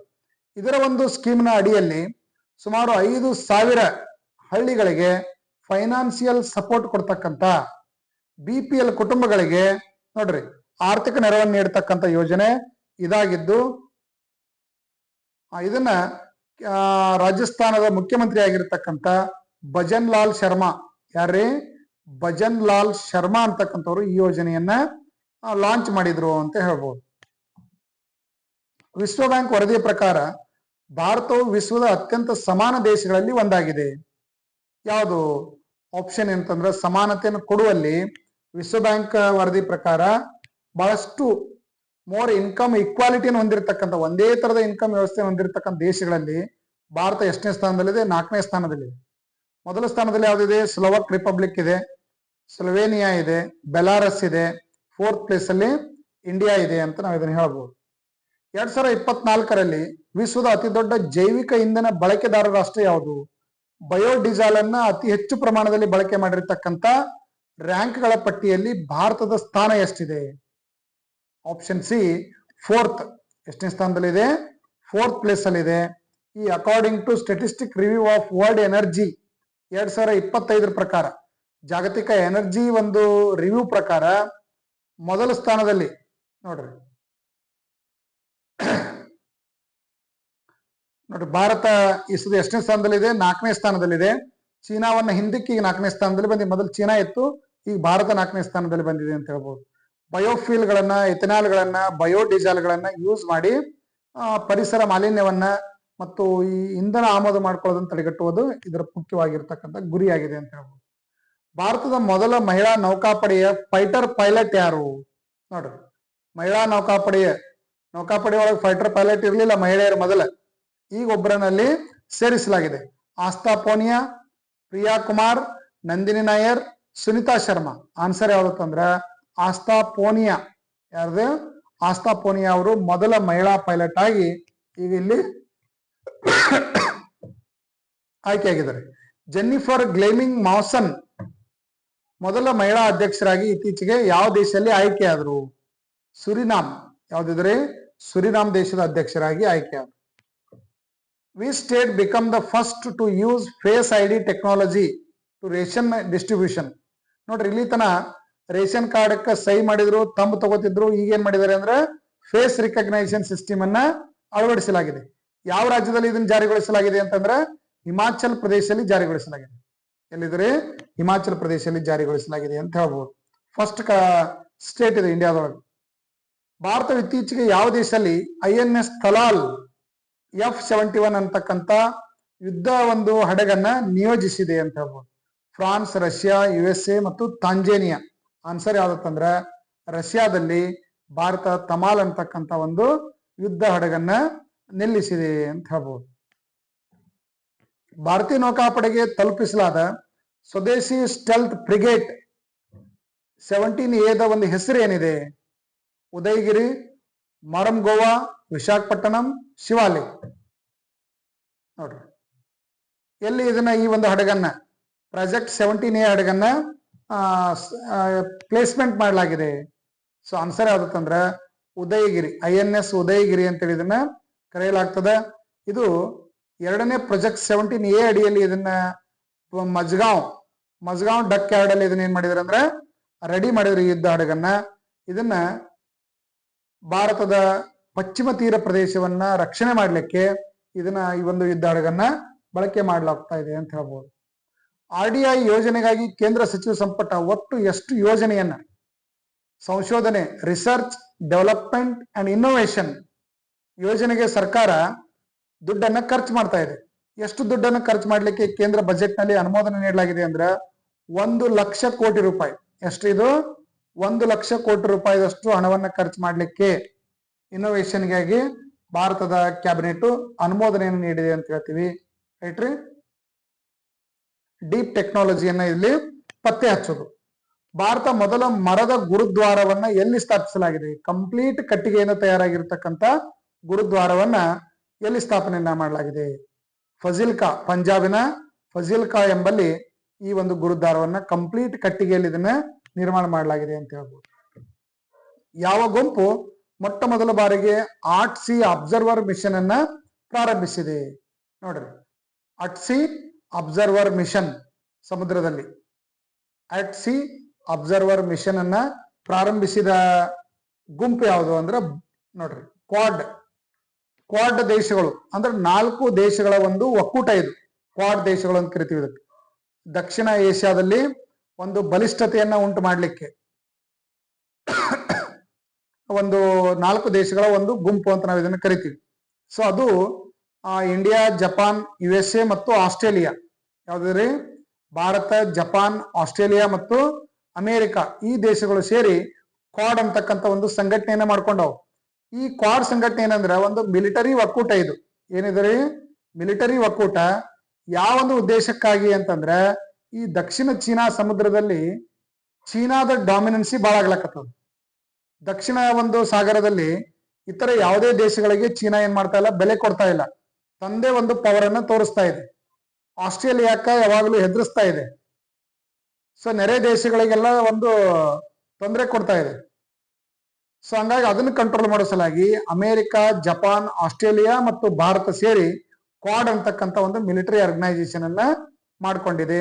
ಇವು ಈ ದಕ್ಷಿಣ ಏಷ್ಯಾ ಸಾಗರದಲ್ಲಿ ಅಥವಾ ದಕ್ಷಿಣ ಚೀನಾ ಸಾಗರದಲ್ಲಿ ಇವು ಚೀನಾದ ಇನ್ಫ್ಲೂಯೆನ್ಸ್ ಅನ್ನ ಕಡಿಮೆ ಮಾಡ್ಲಿಕ್ಕೆ, ಕಂಟ್ರೋಲ್ ಮಾಡ್ಲಿಕ್ಕೆ ಮಾಡ್ಕೊಂಡಿರ್ತಕ್ಕಂಥ ಯೋಜನೆ ಅಥವಾ ಒಂದು ಒಕ್ಕೂಟ, ಸೇನಾ ಒಕ್ಕೂಟ ಅಂತ ಇದನ್ನ ಗುರುತಿಸಲಾಗ್ತಾ ಇದೆ. ವರ್ಲ್ಡ್ ಫುಡ್ ಇಂಡಿಯಾ 2025 4ನೇ ಆವೃತ್ತಿಯ ಒಂದು ಥೀಮ್ ಏನಾಗಿತ್ತು? ಪ್ರೊಸೆಸಿಂಗ್ ಫಾರ್ ಪ್ರಾಸ್ಪೆರಿಟಿ ಅಂತಕ್ಕಂಥ ಒಂದು ಥೀಮ್ ಅನ್ನ ಇದು ಹೊಂದಿತ್ತು ಅಂತ ಹೇಳ್ಬೋದು. ಭಾರತ ಮಂಟಪಂ, ದೆಹಲಿಯ ಭಾರತ ಮಂಟಪನಲ್ಲಿ ಈ ಸಮಾವೇಶ ನಡೆದಿತ್ತು. ಭಾರತದಲ್ಲಿ ರಾಷ್ಟ್ರೀಯ ಧ್ವಜ ದಿನವನ್ನ ಯಾವಾಗ ಆಚರಿಸಲಾಗುತ್ತದೆ? ನೋಡಿ, ಪ್ರತಿ ವರ್ಷ ಅಕ್ಟೋಬರ್ 2 ಧ್ವಜ ಜುಲೈ 22 ಧ್ವಜ ದಿನಾಚರಣೆ, ನ್ಯಾಷನಲ್ ಫ್ಲಾಗ್ ಡೇ ಅಂತೇಳಿ ಇದನ್ನ ಕರೆಯಲಾಗ್ತದೆ. ರೈಟ್ ರೀ? ಯಾಕೆ ಇದನ್ನ ಕರೆಯಲಾಗ್ತದೆ ಅಂತಂದ್ರೆ ಭಾರತದ ಒಂದು ಸಂವಿಧಾನ ರಚನಾ ಸಭೆಯಲ್ಲಿ ಜುಲೈ 22 ಇವತ್ತಿನ ಭಾರತದ ಅಧಿಕೃತವಾಗಿ ಈ ಒಂದು ಧ್ವಜವನ್ನ ಆಯ್ಕೆ ಮಾಡಲಾಯಿತು. ಹೀಗಾಗಿ ಆ ದಿನವನ್ನ ಫ್ಲಾಗ್ ಡೇ ಅಂತೇಳಿ ಅದನ್ನ ಪ್ರತಿ ವರ್ಷ ಆಚರಣೆ ಮಾಡಲಾಗ್ತಾ ಇದೆ ಅಂತ ಹೇಳಿ. ಸುಸ್ಥಿರ ಮತ್ತು ಜವಾಬ್ದಾರಿಯುತ ಗಣಿಗಾರಿಕೆ ಕುರಿತು ಅಂತಾರಾಷ್ಟ್ರೀಯ ಸಮ್ಮೇಳನ ಇತ್ತೀಚೆಗೆ ಎಲ್ಲಿ ನಡೀತು? ಆಪ್ಷನ್ ಎ ಹೈದರಾಬಾದ್ ನಲ್ಲಿ ನಡೀತು ಅಂತ ಹೇಳ್ಬೋದು. ನೋಡ್ರಿ, ಗಣಿಗಾರಿಕೆ ಮಾಡ್ರಿ ಪರವಾಗಿಲ್ಲ, ಬಟ್ ಭವಿಷ್ಯದ ಜನಾಂಗಕ್ಕೆ ಒಂದಿಷ್ಟು ಅದನ್ನ ಬಿಟ್ಟು ನಾವೇನ್ ಮಾಡ್ಬೇಕಂದ್ರೆ ಅವಶ್ಯಕತೆ ಇದ್ದಷ್ಟು ಗಣಿಗಾರಿಕೆಯನ್ನು ಮಾಡುವಂತ ಒಂದು ಯೋಜನೆಯನ್ನ ಇದು ಹಮ್ಮಿಕೊಂಡಿದೆ ಅಂತ ಹೇಳ್ಬೋದು. ಚೊಚ್ಚಲ ಆತ್ಮಚರಿತ್ರೆ ದಿ ಲಕ್ಕಿ ಒನ್ಸ್ಗಾಗಿ 2025ರಲ್ಲಿ ಶಕ್ತಿ ಭಟ್ ಪ್ರಶಸ್ತಿಯನ್ನ ಇತ್ತೀಚೆಗೆ ಗೆದ್ದಿರ್ತಕ್ಕಂಥವ್ರು ಯಾರು? ಜರಾ ಚೌಧರಿ. ಯಾರ್ರಿ? ಜರಾ ಚೌಧರಿ ಅವರಿಗೆ ಈ ಒಂದು ಪ್ರಶಸ್ತಿಯನ್ನ ನೀಡಲಾಯಿತು ಅಂತ ಹೇಳ್ಬೋದು. ಯಾವ ಸಂಸ್ಥೆಯು state of food security and nutrition 2025 ವರದಿಯನ್ನ ಇತ್ತೀಚೆಗೆ ಬಿಡುಗಡೆ ಮಾಡಿದೆ? Option food and agricultural organisation, FAO ಈ ಒಂದು ಸಂಸ್ಥೆ ಈ ಒಂದು ಇದನ್ನ ವರದಿಯನ್ನ ಬಿಡುಗಡೆ ಮಾಡಲಾಗಿದೆ ಅಂತ ಹೇಳ್ಬೋದು. ನೋಡ್ರಿ, ಹಂಗರ್ ಟ್ರೆಂಡ್ಸ್ 2024ರಲ್ಲಿ 8.2 ಅದು ಜಗತ್ನೊಳಗ. ಎಕ್ಸ್ಪೀರಿಯನ್ಸ್ಡ್ ಹಂಗರ್ ಎಷ್ಟಿದ್ದಾರೆ ಅಂತಂದ್ರೆ ನೋಡ್ರಿ 2.3 ಬಿಲಿಯನ್ ಪೀಪಲ್ ಏನಾಗ್ಯಾರ ಅಂದ್ರೆ ಇವತ್ತಿಗೂ ಉಪವಾಸದಿಂದ ನರಳತಕ್ಕಂಥ ಜನ ಇದ್ದಾರೆ ಅಂತ ಹೇಳ್ಬೋದು. ನೆಕ್ಸ್ಟ್, ಗೌರಿ ನೃತ್ಯ ನಾಟಕ ಉತ್ಸವನ ಇತ್ತೀಚೆಗೆ ಯಾವ ಬುಡಕಟ್ಟು ಜನಾಂಗದವರು? ನೋಡ್ರಿ, ಗೌರಿ ಡಾನ್ಸ್ ಇದು ಯಾವ ಜನಾಂಗದವರು ಆಚರಣೆ ಮಾಡ್ತಾರೆ? ಬಿಲ್, ಸಂತಾಲ್, ಗೋಂಡ ಮತ್ತು ಥೋಡಾ ಇವರೆಲ್ಲ ಬುಡಕಟ್ಟು ಜನಾಂಗದವರು. ಅವರ ಒಂದು ನೃತ್ಯಗಳು, ಅದ್ರ ಮ್ಯಾಗೂ ನಮಗೆ ಸ್ಟ್ಯಾಟಿಕ್ ಜಿಕೆ ಕ್ವಶನ್ ಬರ್ತದೆ. ಇದು ಸ್ಟ್ಯಾಟಿಕ್ ಜಿಕೆ. ಯಾವ ಜನಾಂಗದವರು ಈ ನೃತ್ಯವನ್ನು ಮಾಡ್ತಾ ಇದ್ದಾರೆ ಅಂತಂದ್ರೆ ಬಿಲ್ ಜನಾಂಗದವರು. ಯಾರಿದು? ಬಿಲ್ ಜನಾಂಗದವರು. ಸುಮಾರು 40 ದಿನಗಳವರೆಗೆ ಈ ಒಂದು ಡಾನ್ಸ್ ಡ್ರಾಮಾ ಪ್ರೋಗ್ರಾಮ್ ನಡೀತದೆ. ಇದು ಮೇವಾರ್, ರಾಜಸ್ಥಾನದ ಮೇವಾರದಲ್ಲಿ ಈ ಜನಾಂಗ ಕಂಡು ಬರ್ತದೆ. ಎಲ್ಲಿದು? ರಾಜಸ್ಥಾನದ ಮೇವಾರ್ ಜಿಲ್ಲೆಯಲ್ಲಿ ಈ ಒಂದು ಸೆಲೆಬ್ರೇಷನ್ ಅನ್ನ ಮಾಡ್ಲಾಗ್ತಾ ಇದೆ ಅಂತ ಹೇಳ್ಬೋದು. 8.7 ತೀವ್ರತೆಯ ಭೂಕಂಪ ರಷ್ಯಾದ ಯಾವ ಪ್ರದೇಶದಲ್ಲಿ ಇತ್ತೀಚೆಗೆ ಸಂಭವಿಸಿತು? ಕಮ್ಚಟ್ಕಾ. ಎಲ್ಲಿದು? ಆಪ್ಷನ್ ಎ ಕಮ್ಚಟ್ಕಾ ಎಂಬಲ್ಲಿ. ಕಮ್ಚಟ್ಕಾ ಒಂದು ಪ್ರಸ್ತುತ ಪ್ರದೇಶದಲ್ಲಿ 8.8 ಒಂದು ಮ್ಯಾಗ್ನಿಟ್ಯೂಡ್ ಇರ್ತಕ್ಕಂಥ ಒಂದು ಭೂಕಂಪ ಇತ್ತೀಚೆಗೆ ಅಲ್ಲಿ ಸಂಭವಿಸಿತ್ತು. ಇದು ದಕ್ಷಿಣ ಏಷ್ಯಾದ ಒಂದು ಥ್ರೆಡ್ಗೆ ಕಾರಣ ಆಯಿತು ಅಂತ ಹೇಳ್ಬೋದು. ಭಾರತೀಯ ಕೋಸ್ಟ್ ಗಾರ್ಡ್ ಅನ್ನ ಫಾಸ್ಟ್ ಗಸ್ತು ಹಡಗು ಅಟಲ್ ಅನ್ನು ಇತ್ತೀಚೆಗೆ ಯಾವ ರಾಜ್ಯದಲ್ಲಿ ನಿರ್ಮಿಸಲಾಗಿದೆ? ನೋಡ್ರಿ, ಈ ಒಂದು ಪಶ್ಚಿಮ ತೀರದಲ್ಲಿ ಗಸ್ತು ತಿರುಗತಕ್ಕಂಥ ಒಂದು ಹಡಗು, ಅದ್ರ ಹೆಸರೇನಿದೆ ಅಂದ್ರೆ ಅಟಲ್ ಅಂತಿದೆ. ಸೊ ಆ ಹಡಗನ್ನ ಇತ್ತೀಚೆಗೆ ಎಲ್ಲಿ ಸ್ಥಾಪನೆ ಮಾಡಲಾಗಿದೆ ಅಂತಂದ್ರ ಗೋವಾದಲ್ಲಿ ಅದನ್ನ ಸ್ಥಾಪನೆ ಮಾಡಲಾಗಿದೆ ಅಂತ ಹೇಳ್ಬೋದು. ಭಾರತ ಮೊದಲ ಹಿಂದಿ ಮಾಧ್ಯಮ MBBS ಕಾಲೇಜು ಯಾವ ರಾಜ್ಯದಲ್ಲಿ ಓಪನ್ ಆಗಿದೆ? ಹಿಂದಿ ಒಳಗೆ MBBS ಮಾಡ್ತಕ್ಕಂಥದ್ದು ಎಲ್ಲಿ ಓಪನ್ ಆಗಿದೆ ಅಂದ್ರೆ ಮಧ್ಯಪ್ರದೇಶದಲ್ಲಿ ಓಪನ್ ಆಗಿದೆ. ಎಲ್ಲಿದು? ಮಧ್ಯಪ್ರದೇಶ ಒಳಗೆ. ಇತ್ತೀಚೆಗೆ golden book of world record ಅಲ್ಲಿ 170 ಗಂಟೆಗಳವರೆಗೆ ನಿರಂತರವಾಗಿ ನಾಟ್ಯ ಮಾಡಿರ್ತಕ್ಕಂಥ, ಭರತನಾಟ್ಯ ಪರ್ಫಾರ್ಮೆನ್ಸ್ ಮಾಡಿರ್ತಕ್ಕಂಥ ನೃತ್ಯಗಾರ್ತಿ ಯಾರು? ರೆಮೋನಾ ಎವೆಟ್ಟಿ ಪೆರಿಯಾ. ಇವರು ಈ ಒಂದು ಅವಾರ್ಡ್ ರೆಕಾರ್ಡ್ ಅನ್ನು ಮಾಡಿರ್ತಕ್ಕಂಥ ಒಂದು ಆಟಗಾರ್ತಿ ಅಂತ ಹೇಳ್ಬೋದು. ಭರತನಾಟ್ಯ ತಮಿಳುನಾಡಿನ ಒಂದು ಶಾಸ್ತ್ರೀಯ ನೃತ್ಯ ಅಂತ ಅದನ್ನ ಕರೆಸ್ತೀವಿ. ಪ್ರಾಚೀನ ಹಸ್ತಪ್ರತಿಗಳನ್ನ ಡಿಜಿಟಲೀಕರಣ ಮಾಡಲಿಕ್ಕೆ ಜ್ಞಾನ ಭಾರತ ಮಿಷನ್ ಅನ್ನ ಇತ್ತೀಚೆಗೆ ಪ್ರಾರಂಭಿಸಲಾಯಿತು. ಇದನ್ನ ಯಾರು ಪ್ರಾರಂಭಿಸಿದ್ರು? ಜ್ಞಾನ ಭಾರತ ಮಿಷನ್ ಎದಕ್ಕೆ ಸಂಬಂಧಪಟ್ಟಿದ್ರೆ? ಇದು ದೇಶ ತುಂಬೆಲ್ಲ ಇರ್ತಕ್ಕಂಥ ಹಸ್ತಪ್ರತಿಗಳನ್ನ ಸಂರಕ್ಷಣೆ ಮಾಡಿ ಡಿಜಿಟಲೈಸ್ ಮಾಡ್ಲಿಕ್ಕೆ ಆ ಒಂದು ಇದನ್ನ ಪ್ರಾರಂಭಿಸಿದವರು ಯಾರು ಅಂತಂದ್ರೆ ಕೇಂದ್ರ ಗೃಹ ಸಚಿವರಾಗಿರ್ತಕ್ಕಂಥ ಅಮಿತ್ ಶಾ ಅವರು ಅಂತ ಹೇಳ್ಬೋದು. ಯಾವ ರಾಜ್ಯವು ಸಫಾಯಿ ಕರ್ಮಚಾರಿ ಆಯೋಗವನ್ನ ಸ್ಥಾಪಿಸಿದೆ? ಬಿಹಾರ್ ರಾಜ್ಯ ಸಫಾಯಿ ಕರ್ಮಚಾರಿ ಆಯೋಗವನ್ನ ಇತ್ತೀಚೆಗೆ ಸ್ಥಾಪನೆ ಮಾಡಿದೆ. ಬೇಕಾಗಿರ್ತಕ್ಕಂಥ ಒಂದು ಉತ್ತಮ ಆರ್ಥಿಕ ಸಾಮಾಜಿಕ ಸ್ಥಾನಮಾನ ತಂದುಕೊಡ್ಲಿಕ್ಕೆ ಪ್ರಯತ್ನವನ್ನ ಮಾಡೋದೇ ಈ ಯೋಜನೆ ಉದ್ದೇಶ ಅಂತ ಹೇಳ್ಬೋದು. GP ಬಿರ್ಲಾ ಮೆಮೋರಿಯಲ್ ಪ್ರಶಸ್ತಿಯನ್ನು ಇತ್ತೀಚೆಗೆ ಯಾರಿಗೆ ನೀಡಲಾಯಿತು? ಡಾಕ್ಟರ್ ವಿ ನಾರಾಯಣನ್ ಅವರಿಗೆ ಈ ಪ್ರಶಸ್ತಿ ನೀಡಿ ಗೌರವಿಸಲಾಯಿತು. ರೈಟ್ರಿ. ಇವರು ಇಸ್ರೋ ಚೇರ್ಮನ್ ಆಗಿ ಕಾರ್ಯವನ್ನ ನಿರ್ವಹಿಸ್ತಾ ಇದ್ದಾರೆ. ವಿ ನಾರಾಯಣ್. ಭಾರತ ಜಂಟಿ ಮಿಲಿಟರಿ ಸಮರಾಭ್ಯಾಸ ಬೋಲ್ಡ್ ಕುರುಕ್ಷೇತ್ರ ಯಾವ ದೇಶದೊಂದಿಗೆ ಸೇರಿ ಈ ಒಂದು ಮಿಲಿಟರಿ ಸಮರಾಭ್ಯಾಸವನ್ನು ಮಾಡ್ತಾ ಇದೆ? ಆಪ್ಷನ್ ಎ ಸಿಂಗಾಪುರ್ನೊಂದಿಗೆ ಸೇರಿ ಈ ಒಂದು ಮಿಲಿಟರಿ ಸಮರಾಭ್ಯಾಸವನ್ನ ಮಾಡ್ತಾ ಇದೆ ಅಂತ ಹೇಳ್ಬೋದು. ಇದು ಎಲ್ಲಿ ನಡೀತದೆ ಅಂದ್ರೆ ಜೋಧ್ಪುರದಲ್ಲಿ ನಡೀತದೆ. ಎಲ್ಲಿ ನಡೀತಿದ್ದು? ರಾಜಸ್ಥಾನದ ಜೋಧ್ಪುರ್ ಎಂಬಲ್ಲಿ ಸಿಂಗಾಪುರ್ ಮತ್ತು ಭಾರತೀಯ ಮಿಲಿಟರಿ ಜಂಟಿಯಾಗಿ ಯೋಜನೆಯನ್ನ ಎಕ್ಸಸೈಸ್ ಅನ್ನ ಮಾಡುದು. ಎಷ್ಟನೇ ಒಂದು ಇದು ಎಕ್ಸಸೈಸ್ ಅಂದ್ರೆ 14ನೇ ಎಕ್ಸಸೈಸ್ ಇದು. ರೈಟ್ರಿ. IRDAI ನ ಅಧ್ಯಕ್ಷರಾಗಿ ಇತ್ತೀಚೆಗೆ ಯಾರನ್ನ ನೇಮಕ ಮಾಡಲಾಗಿದೆ? ಅಜಯ್ ಸೇಠ್ ಅವರನ್ನು. ಯಾರೇ? ಅಜಯ್ ಸೇಠ್ ಅವರನ್ನ ಇನ್ಶೂರೆನ್ಸ್ ರೆಗ್ಯುಲೇಟರಿ ಡೆವಲಪ್ಮೆಂಟ್ ಅಥಾರಿಟಿ ಅಂತ ಕರಿತೀವಿ. IRDA ಅಂದ್ರೆ ಏನ್ರಿ? ಇನ್ಶೂರೆನ್ಸ್ ರೆಗ್ಯುಲೇಟರಿ ಡೆವಲಪ್ಮೆಂಟ್ ಅಥಾರಿಟಿ ಅಂತ ಇದನ್ನು ಕರೆಯಲಾಗ್ತದೆ. ಭಾರತದ ಎಲ್ಲ ಇನ್ಶೂರೆನ್ಸ್ ವ್ಯವಸ್ಥೆಯನ್ನ ಕಂಟ್ರೋಲ್ ಮಾಡ್ತಕ್ಕಂಥ ಒಂದು ಅಟಾನಮಸ್ ಬಾಡಿ ಇದು. 1999ರಲ್ಲಿ ಇದು ಸ್ಥಾಪನೆ ಆಯಿತು. ಇದರ ಹೆಡ್ ಕ್ವಾರ್ಟರ್ ಎಲ್ಲಿದೆ ಅಂದ್ರೆ ಹೈದರಾಬಾದ್ ಅಲ್ಲಿ ಇದೆ. ರೈಟ್ರಿ. ಇದರ ಒಂದು ಮುಖ್ಯಸ್ಥರಾಗಿ ಅಜಯ್ ಸೇಠ್ ಅವರನ್ನ ಇತ್ತೀಚೆಗೆ ಮಾಡಲಾಯಿತು ಅಂತ ಹೇಳ್ಬೋದು. ಇತ್ತೀಚೆಗೆ ಭಾರತ ಯಾವ ದೇಶವು ದ್ವಿಪಕ್ಷೀಯ ಮುಕ್ತ ವ್ಯಾಪಾರ ಒಪ್ಪಂದಕ್ಕೆ ಸಹಿ ಹಾಕಿದೆ? ಯಾವ ದೇಶದೊಂದಿಗೆ? ಯಾವ್ದ್ರೆ? ಇಂಗ್ಲೆಂಡ್ನೊಂದಿಗೆ. ಇಂಗ್ಲೆಂಡ್ನ ಒಂದು ಪ್ರಧಾನಿ ಭಾರತಕ್ಕೆ ಭೇಟಿ ನೀಡಿದಾಗ ಈ ಒಂದು ಒಪ್ಪಂದಕ್ಕೆ ಸಹಿ ಹಾಕಲಾಯಿತು ಅಂತ ಹೇಳ್ಬೋದು. 99% of India's export to UK.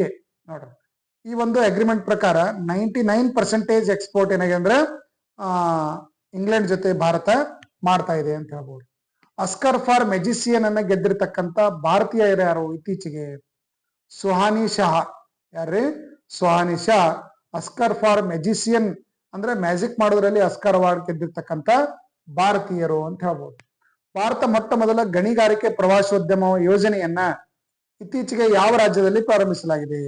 ಈ ಮೈನಿಂಗ್ ಮಾಡ್ತಾರಲ್ಲ ಅದನ್ನ ಅಲ್ಲಿ ಪ್ರವಾಸಿಗರನ್ನ ಕರ್ಕೊಂಡೋಗಿ ಮೈನಿಂಗ್ ವ್ಯವಸ್ಥೆ ಬಗ್ಗೆ ತಿಳಿಸ್ತಕ್ಕಂಥ ಒಂದು ಪ್ರವಾಸೋದ್ಯಮ ಇದು. ಇದು ಎಲ್ಲಿ ನಡೀತಾ ಇದೆ ಅಂದ್ರೆ ಜಾರ್ಖಂಡ್ ಅಲ್ಲಿ ಈ ಒಂದು ಯೋಜನೆಯನ್ನ ಜಾರಿಗೊಳಿಸಲ. ಅನೇಕ ಗಣಿಗಳಲ್ಲ, ಹಳೆ ಗಣಿಗಳು, ಅವುಗಳೆಲ್ಲ ಪ್ರವಾಸಿಗರನ್ನ ಕರ್ಕೊಂಡು ಹೋಗಿ ಅದ್ರ ಬಗ್ಗೆ ಎಕ್ಸ್ಪ್ಲೈನ್ ಮಾಡ್ಲಾಗ್ತಾ ಇದೆ ಅಂತ ಹೇಳ್ಬೋದು. ರೈಟ್ರಿ. ಅಪಾಚೆ AH-64 ಅಟ್ಯಾಕ್ ಹೆಲಿಕಾಪ್ಟರ್ ಭಾರತೀಯ ಒಂದು ನೌಕಾಪಡೆಗೆ ಸೇರಿಸಲಾಗ್ತಾ ಇದೆ. ಇದನ್ನ ಯಾವ ದೇಶದಿಂದ ಖರೀದಿ ಮಾಡಲಾಗಿದೆ ಅಂತಂದ್ರೆ ಯುನೈಟೆಡ್ ಸ್ಟೇಟ್ಸ್ ದಿಂದ ಖರೀದಿ ಮಾಡಲಾಗಿದೆ ಅಂತ ಹೇಳ್ಬೋದು. ಯಾವ ಅಪ್ಲಿಕೇಶನ್ ಡಿಜಿಟಲ್ ಆಡಳಿತಕ್ಕಾಗಿ ಚಾಂಪಿಯನ್ ಪ್ರಶಸ್ತಿಯನ್ನ ಗೆದ್ದುಕೊಂಡಿದೆ? ಯಾವ ಆ್ಯಪ್ ಇದು? ಆಪ್ಷನ್ ಮೇರಿ ಪಂಚಾಯತ್ ಯೋಜನೆ. ಯಾವ್ದಿದು? ಮೇರಿ ಪಂಚಾಯತ್ ಅಂತಕ್ಕಂಥ ಮೊಬೈಲ್ ಆ್ಯಪ್ ಈ ಡಿಜಿಟಲ್ ಆಡಳಿತಕ್ಕಾಗಿ, ಈ ಆಡಳಿತಕ್ಕಾಗಿ ಅವಾರ್ಡ್ ಅನ್ನ ಪಡ್ಕೊಂಡಿರ್ತಕ್ಕಂಥ ಒಂದು ಗವರ್ನೆನ್ಸ್ ಅವಾರ್ಡ್ ಅನ್ನು ಪಡೆದಿರ್ತಕ್ಕಂಥ ಆ್ಯಪ್ ಅಂತ ಹೇಳ್ಬೋದು. ವಿಶ್ವಕಪ್ 2025 ಫಿಡೆ ವಿಶ್ವಕಪ್ 2025ರ ಆತಿಥ್ಯ ವಹಿಸತಕ್ಕಂಥ ದೇಶ ಯಾವುದು? Option A Bharat. ಯಾವ್ದಿದ್ರೆ ಅಕ್ಟೋಬರ್ 30ರಿಂದ ನವೆಂಬರ್ 27ರವರೆಗೆ ಈ ಒಂದು ಚಾಂಪಿಯನ್ಶಿಪ್ ನಡೀತಾ ಇದೆ. 66ನೇ ಅಂತಾರಾಷ್ಟ್ರೀಯ ಗಣಿತ ಒಲಿಂಪಿಯಾಡ್ 2025ರಲ್ಲಿ ಭಾರತ ಶ್ರೇಯಾಂಕ ಎಷ್ಟಿದೆ? 7th ರ್ಯಾಂಕ್ ಇದೆ ಅಂತ ನಾವು ಇದನ್ನ ಹೇಳ್ತೀವಿ. ಈ ತರ ಕಂಪ್ಲೀಟ್ ಪ್ರಚಲಿತ ಘಟನೆಗಳನ್ನು ನಾನು ನಿಮ್ಮ ಜೊತೆಯಲ್ಲಿ ಚರ್ಚೆ ಮಾಡ್ತಾ ಇದ್ದೀನಿ. ಇದು ಎಲ್ಲ ಎಕ್ಸಾಮ್ಗಳಿಗೆ ಯೂಸ್ಫುಲ್ ಆಗಿದೆ. ಸಿಂಬೆಕ್ಸ್ ಎಕ್ಸಸೈಸ್ ಯಾವ ಎರಡು ದೇಶಗಳು ಕೂಡಿ ರಚನೆ ಇದು ನಡೆಸಿದ್ವು ಅಂತಂದ್ರೆ ಇಂಡಿಯಾ ಮತ್ತು ಸಿಂಗಾಪುರ್ನ ನೌಕಾಸೇನೆಗಳ ಜಂಟಿ ಸಮರಾಭ್ಯಾಸ. ಯಾವ್ದಿದು? ಸಿಂಬೆಕ್ಸ್. ರೈಟ್ ರೀ. ಇದು ಎಲ್ಲ PDF ಗಳನ್ನು ನಮ್ಮ ಟೆಲಿಗ್ರಾಮ್ ಗ್ರೂಪ್ ಒಳಗೆ ಹಾಕ್ತೀನಿ. ಟೆಲಿಗ್ರಾಮ್ ಗ್ರೂಪ್ ನಮ್ಮ ಲಿಂಕ್ ಅಲ್ಲಿದೆ. ಆ ಲಿಂಕ್ ಮೇಲೆ ಕ್ಲಿಕ್ ಮಾಡಿ ನೀವು ಈ ಎಲ್ಲ ಕಂಪ್ಲೀಟ್ PDF ಗಳನ್ನ ಅದರಲ್ಲಿ ಯೂಸ್ ಮಾಡಬಹುದು. ರೈಟ್ ರೀ. ಅದನ್ನ ಸ್ಟಡಿ ಮಾಡ್ರಿ. ರೈಟ್ ರೀ.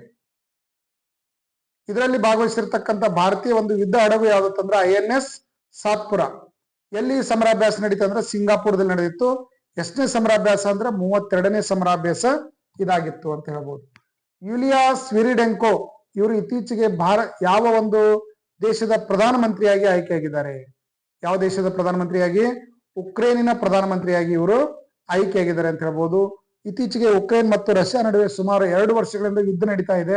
ಯುಕ್ರೇನ್ನ ಅಧ್ಯಕ್ಷ ಯಾರತ್ತಂದ್ರೆ ಜೆಲೆನ್ಸ್ಕಿ. ಯಾರು ಇವರು? ಜೆಲೆನ್ಸ್ಕಿ ಅಧ್ಯಕ್ಷರಾಗಿದ್ರ. ಪ್ರಧಾನಮಂತ್ರಿಯಾಗಿ ಯಾರು? ಯುಲಿಯಾ ಸ್ವಿರಿಡೆಂಕೋ ಅವರು ಇತ್ತೀಚೆಗೆ ಆಯ್ಕೆಯಾಗಿದ್ದಾರೆ ಅಂತ ಹೇಳ್ಬೋದು. ಪ್ರತಿಷ್ಠಿತ ಪಾಲಿಗ್ರಾಸ್ ಮ್ಯಾಜಿಕ್ ಸ್ಕಿಲ್ ಪ್ರಶಸ್ತಿಯನ್ನು ಗೆದ್ದುಕೊಂಡಿರ್ತಕ್ಕಂಥ ಭಾರತೀಯ ಆಟಗಾರರು ಯಾರಪ್ಪ? ದೀಪಿಕಾ ಶರಾವತ್ ಅವರು ಈ ಒಂದು ಪ್ರಶಸ್ತಿಯನ್ನ ಪಡೆದಿದ್ದಾರೆ ಹಾಕಿ ಒಳಗ ಅಂತ ಹೇಳ್ಬೋದು. ರಾಷ್ಟ್ರಪತಿ ದ್ರೌಪದಿ ಮುರ್ಮು ಅವರಿಂದ 2024ರಲ್ಲಿ ಕಳಿಂಗ ಪ್ರಶಸ್ತಿಯನ್ನ ಪಡೆದಿರ್ತಕ್ಕಂಥವ್ರು ಯಾರು? ಧರ್ಮೇಂದ್ರ ಪ್ರಧಾನ್. ಯಾರ್ರೀ? ಧರ್ಮೇಂದ್ರ ಪ್ರಧಾನ್ ಈ ಒಂದು ಪ್ರಶಸ್ತಿಯನ್ನು ಪಡೆದ್ರು. ಯಾವ ಕ್ಷೇತ್ರಕ್ಕಾಗಿ ಇದಕ್ಕೆ ನೀಡಲಾಗ್ತಾ ಇದೆ ಅಂದ್ರೆ ಶೈಕ್ಷಣಿಕ ಒಂದು ಮಂತ್ರಾಲಯದ ಸಚಿವರಾಗಿರ್ತಕ್ಕಂಥ ಧರ್ಮೇಂದ್ರ ಪ್ರಧಾನ್ ಅವರಿಗೆ ಈ ಒಂದು ಪ್ರಶಸ್ತಿ ನೀಡಿ ಗೌರವಿಸಲಾಯಿತು ಅಂತ ಹೇಳ್ಬೋದು. QS 2026 ಶ್ರೇಯಾಂಕದಲ್ಲಿ ವಿಶ್ವದಲ್ಲಿ ಅತ್ಯಂತ ಕೈಗೆಟುಕುವ ವಿದ್ಯಾರ್ಥಿ ನಗರ ಅಂತೇಳಿ ಯಾವ ನಗರವನ್ನ ಗುರುತಿಸಲಾಗಿದೆ? ನೋಡಿ, ಸಿಂಪಲ್ ಖರ್ಚು ವೆಚ್ಚಗಳ ಮೂಲಕ ವಿದ್ಯಾರ್ಥಿಗಳಿಗೆ ಇರಲು ಯೋಗ್ಯವಾದ ನಗರ ಅಂತೇಳಿ ಯಾವ್ದನ್ನು ಗುರುತಿಸಲಾಗಿದೆ ಅಂತಂದ್ರೆ ಡೆಲ್ಲಿ. ಯಾವ್ದ್ರಿ? ಡೆಲ್ಲಿ. ಡ್ರೋರ್ 1 ಹೆಸರಿನ ಅತ್ಯಂತ ಸುಧಾರಿತ ಸಂವಹನ ಉಪಗ್ರಹವನ್ನ ಇತ್ತೀಚೆಗೆ ಕಮ್ಯುನಿಕೇಶನ್ ಒಂದು ಸ್ಯಾಟಲೈಟ್ ಇದು ಡ್ರೋರ್ 1. ಈ ಉಪಗ್ರಹವನ್ನು ಉಡಾವಣೆ ಮಾಡಿರ್ತಕ್ಕಂಥ ದೇಶ ಯಾವುದು? America, France, Russia, Israel. So answer ಯಾವ್ದಂದ್ರೆ ಅಮೆರಿಕಾ ಈ ಒಂದು ಸಂವಹನ ಕಮ್ಯುನಿಕೇಶನ್ ಒಂದು ಸ್ಯಾಟಲೈಟ್ ಅನ್ನ ಲಾಂಚ್ ಮಾಡಿದ್ರು ಅಂತ. ಜೇನುನೊಣಗಳಿಗಾಗಿ ಅತ್ಯಂತ ಹಗುರವಾದ ಅದರ ಮೈಂಡ್ ಅನ್ನ ಕಂಟ್ರೋಲ್ ಮಾಡ್ತಕ್ಕಂತ ಒಂದು ಸಾಧನವನ್ನ ಅಭಿವೃದ್ಧಿಪಡಿಸಿ ನೊಣಗಳ ಮ್ಯಾಗ ಅದನ್ನ ಫಿಕ್ಸ್ ಮಾಡ್ಯಾರ. ಯಾವ ದೇಶ ಇದು ಅಂತಂದ್ರ ಚೀನಾ. ಇಂಥವೆಲ್ಲ ಅಜುಬಾ ಮಾಡೋರು ಯಾರತ್ತಂದ್ರ ಚೀನಾದವರೇ ಮಾಡ್ತಾರೆ ಇದನ್ನ. ರೈಟ್ ರೀ. ಉತ್ತಮ ಸುಗ್ಗಿಗಾಗಿ ಕೆಟ್ಟ ಆತ್ಮಗಳನ್ನು ತೊಡೆದು ಹಾಕಲು, ಈ ನೆಗೆಟಿವಿಟಿಯನ್ನು ತೊಡೆದು ಹಾಕ್ಲಿಕ್ಕೆ ಒಳ್ಳೆ ಸುಗ್ಗಿ ಹಬ್ಬವನ್ನ ಯಾವ ರಾಜ್ಯದಲ್ಲಿ ಇದನ್ನ ಮಾಡ್ಲಾಗ್ತಾ ಇದೆ? ಬೈದಿಮ್ ಕಮ್ ಹಬ್ಬವನ್ನ ಮೇಘಾಲಯದಲ್ಲಿ ಇದನ್ನ ಆಚರಣೆ ಮಾಡ್ಲಾಗ್ತಾ ಇದೆ ಅಂತ ಹೇಳ್ಬೋದು. ಆತ್ಮಗಳು ದೆವ್ವಿನ ಕಾಟವನ್ನ ತಡೆಗಟ್ಟಲಿಕ್ಕೆ ಯಾವ ಮ್ಯಾರಥಾನ್ ಓಟಗಾರ ದಂತಕತೆ 2014ನೇ ವಯಸ್ಸಿನಲ್ಲಿ ಕಾರಿಗೆ ಡಿಕ್ಕಿ ಹೊಡೆದ ನಂತರ ನಿಧನರಾದ್ರು? ನೋಡ್ರಿ, ಮ್ಯಾರಥಾನ್ ಓಟಗಾರ ಇವರು 114ನೇ ವಯಸ್ಸಿನವರು. ದಿನ ರನ್ನಿಂಗ್ ಮಾಡ್ತಾ ಇದ್ರು. ಅವಾಗ ಕಾರ್ ಡಿಕ್ಕಿ ಹೊಡೆದವರು ಇತ್ತೀಚೆಗೆ ನಿಧನ ಆದ್ರು. ಫೌಜಿ ಸಿಂಗ್. ಯಾರು ಇವರು? Fauji Singh. Oldest marathon runner ಅಂತೇಳಿ ಇವರನ್ನ ಗುರುತಿಸಲಾಗ್ತಾ ಇದೆ. 2028ರವರೆಗೆ LICಯ MD ಮತ್ತು CEO ಆಗಿ ಇತ್ತೀಚೆಗೆ ಯಾರನ್ನು ನೇಮಕ ಮಾಡಿದ್ರು? Option B Doreswamy. ದೊರೆಸ್ವಾಮಿ ಅವರನ್ನ LICಯ ಒಂದು CEO ಆಗಿ ನೇಮಕ ಮಾಡಿದ್ರು. LIC ಸ್ಥಾಪನೆ ಆಗಿದ್ದು 1956ರಲ್ಲಿ. LIC ಹೆಡ್ ಕ್ವಾರ್ಟರ್ ಇರೋದಲ್ಲಿ ಅಂದ್ರೆ ಮುಂಬೈಯಲ್ಲಿ. ಇದು ಕೇಂದ್ರ ಹಣಕಾಸು ಸಚಿವಾಲಯದ ಅಡಿಯಲ್ಲಿ LIC ಏನ್ ಮಾಡ್ತದೆ? ಕಾರ್ಯವನ್ನ ನಿರ್ವಹಿಸ್ತದೆ ಅಂತ ಹೇಳ್ಬಹುದು. 5 ವರ್ಷ DAP ಫರ್ಟಿಲೈಸರ್ ಅಗ್ರಿಮೆಂಟ್ ಅನ್ನ ಸಪ್ಲೈ ಮಾಡ್ಲಿಕ್ಕೆ ಭಾರತ ಯಾವ ದೇಶದೊಂದಿಗೆ ಸಹಿ ಹಾಕಿದೆ? Saudi Arabia. ಆನ್ಸರ್ ಯಾವ್ದಂದ್ರೆ ಸೌದಿ ಅರೇಬಿಯಾಕ್ಕ ಭಾರತ ಈ ಒಂದು DAP 3.1 ಮಿಲಿಯನ್ ಟನ್ DAP ಅನ್ನ ಸಪ್ಲೈ ಮಾಡ್ಲಿಕ್ಕೆ ಒಪ್ಪಂದ ಮಾಡ್ಕೊಂಡಿದೆ ಅಂತ ಹೇಳ್ಬಹುದು. ಕ್ರೂಸ್ ಭಾರತ ಮಿಷನ್ಗೆ ಸೇರಿದ ಮೊದಲ ಭಾರತೀಯ ರಾಜ್ಯ ಯಾವುದು? ನೋಡ್ರಿ, ಕ್ರೂಸ್ ಗಳನ್ನ ಹೊಂದಿರತಕ್ಕಂತ ಒಂದು ಇದಕ್ಕೆ ಸೇರಿರ್ತಕ್ಕಂಥ ಗೋವಾದೊಳಗದವೆಲ್ಲ ಕ್ರೂಸ್ಗಳು. ಸೊ ಅಂತ ಬೃಹತ್ ಕ್ರೂಸ್ ಗಳನ್ನು ಹೊಂದಿರತಕ್ಕಂತ ಭಾರತ್ ಮಿಷನ್ ಸೇರಿರ್ತಕ್ಕಂಥ ರಾಜ್ಯ ಯಾವ್ದಂದ್ರೆ ಗುಜರಾತ್. ಯಾವ ರಾಜ್ಯ ರೀ? ಗುಜರಾತ್ ರಾಜ್ಯದಲ್ಲಿ ಈ ಕ್ರೂಸ್ ಗಳನ್ನ ಬಳಕೆ ಮಾಡ್ಲಾಗ್ತಾ ಇದೆ ಅಂತ ಹೇಳ್ಬೋದು. Cruise tourism. ಭಾರತೀಯ ಸೇನಾ ಕಾರ್ಯಾಚರಣೆ ಹೆಸರು ಅಮರನಾಥ್ ಮೇಲೆ ಇತ್ತೀಚೆಗೆ ಭಯೋತ್ಪಾದಕರು ದಾಳಿ ಮಾಡಿದ್ರು. ಅಮರನಾಥ್ ಯಾತ್ರಿಗಳ ಮೇಲೆ ಮತ್ತು ಅಲ್ಲಿ ಸ್ಲೈಡಿಂಗ್ ಆಗ್ತಾ ಇತ್ತು, ಲ್ಯಾಂಡ್ ಸ್ಲೈಡಿಂಗ್. ಅಲ್ಲಿ ಇರ್ತಕ್ಕಂಥ ಲ್ಯಾಂಡ್ ಸ್ಲೈಡಿಂಗ್ ಅಲ್ಲಿ ಸಿಕ್ಕಾಕೊಂಡಿರ್ತಕ್ಕಂಥ ಯಾತ್ರಿಗಳನ್ನು ರಕ್ಷಣೆ ಮಾಡಲಿಕ್ಕೆ ಇತ್ತೀಚೆಗೆ ಈ ಒಂದು ಕಾರ್ಯಾಚರಣೆ ಮಾಡಲಾಯಿತು. ಆ ಒಂದು ಆಪರೇಷನ್ ಹೆಸರು ಏನಂತಂದ್ರೆ ಆಪರೇಷನ್ ಶಿವ. ಯಾವ್ದ್ರಿದು? ಆಪರೇಷನ್ ಶಿವ ಅಂತಕ್ಕಂಥ ಕಾರ್ಯಾಚರಣೆಯನ್ನು ಮಾಡಲಾಯಿತು. ಇಲ್ಲಿ ಭಯೋತ್ಪಾದಕರನ್ನ ಮಟ್ಟ ಹಾಕಲಾಯಿತು, ಹೇಳ್ರಿ, ಅಮರನಾಥ್ ಯಾತ್ರೆ. ಮತ್ತು ಆಪರೇಷನ್ ಸಿಂಧೂರ್, ಯಾವ್ದಿದು? ಪಹಲ್ಗಾಮ್ ಮೇಲೆ ದಾಳಿ ಮಾಡಿದ್ದನ್ನ ತಡೆಗಟ್ಟಲಿಕ್ಕೆ, ರೈಟ್ರಿ. ಅನಂತ ಮತ್ತು ಜಮ್ಮು ಕಾಶ್ಮೀರಲ್ಲಿ ಈ ಒಂದು ಕಾರ್ಯಾಚರಣೆ ಮಾಡಲಾಯಿತು. ಹಸ್ತಪ್ರತಿ ಪರಂಪರೆ ಬಗ್ಗೆ ಮೊದಲ ಜಾಗತಿಕ ಸಮಾವೇಶ ಇತ್ತೀಚೆಗೆ ಎಲ್ಲಿ ನಡೆಸಲಾಯಿತು? ನವದೆಹಲಿಯಲ್ಲಿ ನಡೆಸಲಾಯಿತು. ನವದೆಹಲಿಯ ಭಾರತ್ ಮಂಟಪಲ್ಲಿ ಈ ಹಸ್ತಪ್ರತಿ ಸಮಾವೇಶವನ್ನ ಮೊದಲು ನಡೆಸಲಾಯಿತು ಅಂತ ಹೇಳ್ಬೋದು. ಅಕ್ಸಿನಾದ ಮಳೆ ಕಾಡುಗಳು ಯಾವ ದೇಶದಲ್ಲಿವೆ? ರೈಟ್ರಿ, ವೆಟ್ಲ್ಯಾಂಡ್ಸ್ ಕಾಡುಗಳು ಅಂತ ನಾವು ಇದನ್ನ ಕರಿತೀವಿ. ಎಲ್ಲಿದೆ ಅಂದ್ರೆ ಮಡಗಾಸ್ಕರದಲ್ಲಿ ಕಂಡು ಬರ್ತಾ ಇದೆ. ಮಳೆ ಕಾಡುಗಳು ಅಂತ ನಾವು ಇದನ್ನ ಕರಿತೀವಿ. ನೋಡ್ರಿ, UNESCO removed 3 African sites from list of World Heritage in Danger. ಒಂದು ರೇನ್ ಫಾರೆಸ್ಟ್ ಆಫ್ ದ ಆಸ್ಟಿನಾನಿಯಾ, ಮಡಗಾಸ್ಕರ್, ಅಬು ಮೆನಾ, ರೈಟ್ರಿ. ಯಾವ ರಾಜ್ಯ ಸರ್ಕಾರವು ಗಣೇಶೋತ್ಸವನ್ನ ಒಂದು ರಾಜ್ಯ ಹಬ್ಬವೆಂದು ಘೋಷಣೆ ಮಾಡಿದೆ? ಗಣೇಶೋತ್ಸವನ್ನ ಮಹಾರಾಷ್ಟ್ರ. ಯಾವ ರಾಜ್ಯ ರೀ? ಮಹಾರಾಷ್ಟ್ರ ಗಣೇಶೋತ್ಸವನ್ನ ಸ್ಟೇಟ್ ಒಂದು ಹಬ್ಬ. ನಮ್ಮಲ್ಲಿ ಹೆಂಗ ದಸರಾ ರಾಜ್ಯದ ಹಬ್ಬ ಆಗಿದೋ ಹಂಗ ಮಹಾರಾಷ್ಟ್ರದೊಳಗೆ ಗಣೇಶ ಹಬ್ಬವನ್ನ ಅಲ್ಲಿ ರಾಜ್ಯ ಹಬ್ಬವಾಗಿ ಘೋಷಣೆ ಮಾಡಲಾಗಿದೆ ಅಂತ ಹೇಳ್ಬೋದು. ಮಾನವ ಆನೆ ಸಂಘರ್ಷವನ್ನು ತಡೆಗಟ್ಟಲಿಕ್ಕೆ ಇತ್ತೀಚೆಗೆ ಯಾವ ರಾಜ್ಯ ಸರ್ಕಾರ ಗಜಮಿತ್ರ ಯೋಜನೆಯನ್ನ ಪ್ರಾರಂಭಿಸಿದೆ? ನೋಡ್ರಿ, ಆನೆಗಳು ಮಾನವ ವಾಸ ಪ್ರದೇಶ ಮೇಲೆ ದಾಳಿ ಮಾಡಿ ಮಾನವ ಮತ್ತು ಆನೆ ಸಂಘರ್ಷಕ್ಕೆ ಕಾರಣ ಆಗಿದೆ. ಅದನ್ನು ಕಂಟ್ರೋಲ್ ಮಾಡ್ಲಿಕ್ಕೆ ಯಾವ ರಾಜ್ಯ ಸರ್ಕಾರ ಗಜಮಿತ್ರ ಯೋಜನೆಯನ್ನು ಜಾರಿಗೊಳಿಸಿದೆ ಅಂದ್ರೆ ಅಸ್ಸಾಂ ರಾಜ್ಯ ಸರ್ಕಾರ. ಯಾವ್ದಿದು? ಅಸ್ಸಾಂ ರಾಜ್ಯ ಸರ್ಕಾರ. ಟೈಮ್ 100 ಕ್ರಿಯೇಟರ್ಸ್ ಪಟ್ಟಿಯಲ್ಲಿ ಸ್ಥಾನ ಪಡೆದಿರ್ತಕ್ಕಂಥ ಭಾರತದ ಏಕೈಕ ಯೂಟ್ಯೂಬರ್ ಯಾರತ್ತಂದ್ರ ಪ್ರಜಕ್ತಾ ಕೋಲಿ. ಯಾರಿ? ಪ್ರಜಕ್ತಾ ಕೋಲಿ ಟೈಮ್ 100 ಕ್ರಿಯೇಟರ್ಸ್ ಪಟ್ಟಿಯೊಳಗೆ ಸ್ಥಾನ ಪಡೆದಿರ್ತಕ್ಕಂಥ ಭಾರತದ ಏಕೈಕ ಯೂಟ್ಯೂಬರ್ ಅಂತ ಹೇಳಿ ಅವರನ್ನ ಗುರುತಿಸಲಾಗ್ತಾ ಇದೆ. ಬ್ಯಾಟರಿ ತಯಾರಿಕೆಯಲ್ಲಿ ನಾಯಕತ್ವಕ್ಕಾಗಿ ಪ್ರಶಸ್ತಿಯನ್ನ ಯಾವ ರಾಜ್ಯ ಪಡೆದಿದೆ? ತೆಲಂಗಾಣ ರಾಜ್ಯ. ಯಾವ್ದ್ರಿದು? ತೆಲಂಗಾಣ ರಾಜ್ಯ ಅಂತ ಹೇಳೋದನ್ನ ಕರೆಯಲಾಗ್ತದೆ. ನಕಲಿ ಸಂತರ ವಿರುದ್ಧ ಆಪರೇಷನ್ ಕಲಾನೇಮಿಯನ್ನ ಯಾವ ರಾಜ್ಯ ಪ್ರಾರಂಭಿಸಿದೆ? Option D, Uttarakhand. ಉತ್ತರಾಖಂಡದೊಳಗೆ ನಕಲಿ ಸಾಧುಗಳದರಲ್ಲಿ ಅನೇಕ ಜನ ಬೇರೆ ಸಾಧು ಅಲ್ಲದವರು ಸಾಧು ಡ್ರೆಸ್ ಹಾಕೊಂಡು ಅಲ್ಲೆಲ್ಲ ಭಿಕ್ಷಾಟನೆ ಮಾಡೋದು, ಜನರಿಗೆಲ್ಲ ಮೋಸ ವಂಚನೆ ಮಾಡೋದು ಮಾಡ್ತಿರ್ತಾರೆ. ಅಂತ ನಕಲಿ ಸಾಧುಗಳ ಪತ್ತೆಗಾಗಿ ಆಪರೇಷನ್ ಕಲಾನೇಮಿ ಅಂತಕ್ಕಂಥ ಒಂದು ಕಾರ್ಯಾಚರಣೆಯನ್ನ ಉತ್ತರಾಖಂಡದ ರಾಜ್ಯದಲ್ಲಿ ಹಮ್ಮಿಕೊಳ್ಳಲಾಗಿದೆ. HUL ನ ಸಿಇಒ ಅಂಡ್ MD ಆಗಿ ಇತ್ತೀಚೆಗೆ ಯಾರನ್ನ ನೇಮಕ ಮಾಡಲಾಗಿದೆ ಅಂದ್ರೆ ಪ್ರಿಯಾ ನಾಯರ್ ಅವರನ್ನ. ಹಿಂದೂಸ್ತಾನ್ ಯುನಿಲಿವರ್ ಲಿಮಿಟೆಡ್ ಒಂದು ಕಂಪನಿಯ ಒಂದು ಸಿಇಒ ಅಂಡ್ MD ಆಗಿ ಇವರನ್ನ ನೇಮಕ ಮಾಡಲಾಗಿದೆ. ಇದರ ಹೆಡ್ ಕ್ವಾರ್ಟರ್ ಎಲ್ಲಿದೆ ಅಂದ್ರೆ ಮುಂಬೈಯಲ್ಲಿದೆ ಅಂತ ನಾವು ಇದನ್ನ ಹೇಳ್ಬೋದು. ಹೊಸ ಮರ ಪ್ರಭೇದಗಳಾದ ಗಾರ್ಸಿನಿಯಾದ ಕುಸುಮಿಯನ್ನ ಇತ್ತೀಚೆಗೆ ಎಲ್ಲಿ ಕಂಡು ಹಿಡಿಯಲಾಗಿದೆ? ಆಪ್ಷನ್ ಬಿ, ಅಸ್ಸಾಂ ಅಲ್ಲಿ ಇಂಥ ಒಂದು ಇದನ್ನ ಪತ್ತೆ ಹಚ್ಚಲಾಗಿದೆ ಅಂತ ಹೇಳ್ಬೋದು. 11ನೇ ಭಾರತ ಮೆಕ್ಕೆಜೋಳ ಶೃಂಗಸಭೆ ಇತ್ತೀಚೆಗೆ ಎಲ್ಲಿ ನಡೀತು? ನವದೆಹಲಿಯಲ್ಲಿ ಇದರ ಒಂದು ಶೃಂಗಸಭೆಯನ್ನ ಹಮ್ಮಿಕೊಳ್ಳಲಾಗಿತ್ತು, ರೈಟ್ರಿ. ಸೊ ಈ ತರ ಪ್ರಚಲಿತ ಘಟನೆಗಳನ್ನ ನಾನು ನಿಮ್ ಜೊತೆ ಡಿಸ್ಕಷನ್ ಮಾಡಿದ್ದೀನಿ. ಉಳಿದ ಎಲ್ಲ ಒಂದು ಕ್ವಶನ್ಗಳನ್ನ ಇದರ ಕಂಪ್ಲೀಟ್ PDF ಅನ್ನು ಇದೇ PDF ಅನ್ನ ನಮ್ಮ ಟೆಲಿಗ್ರಾಮ್ ಗ್ರೂಪ್ ಅಲ್ಲಿ ಹಾಕ್ತೀವಿ. ನೀವು ಅದನ್ನ ಯೂಸ್ ಮಾಡಬಹುದು. ಓಕೆ ರೀ, ಥ್ಯಾಂಕ್ ಯು.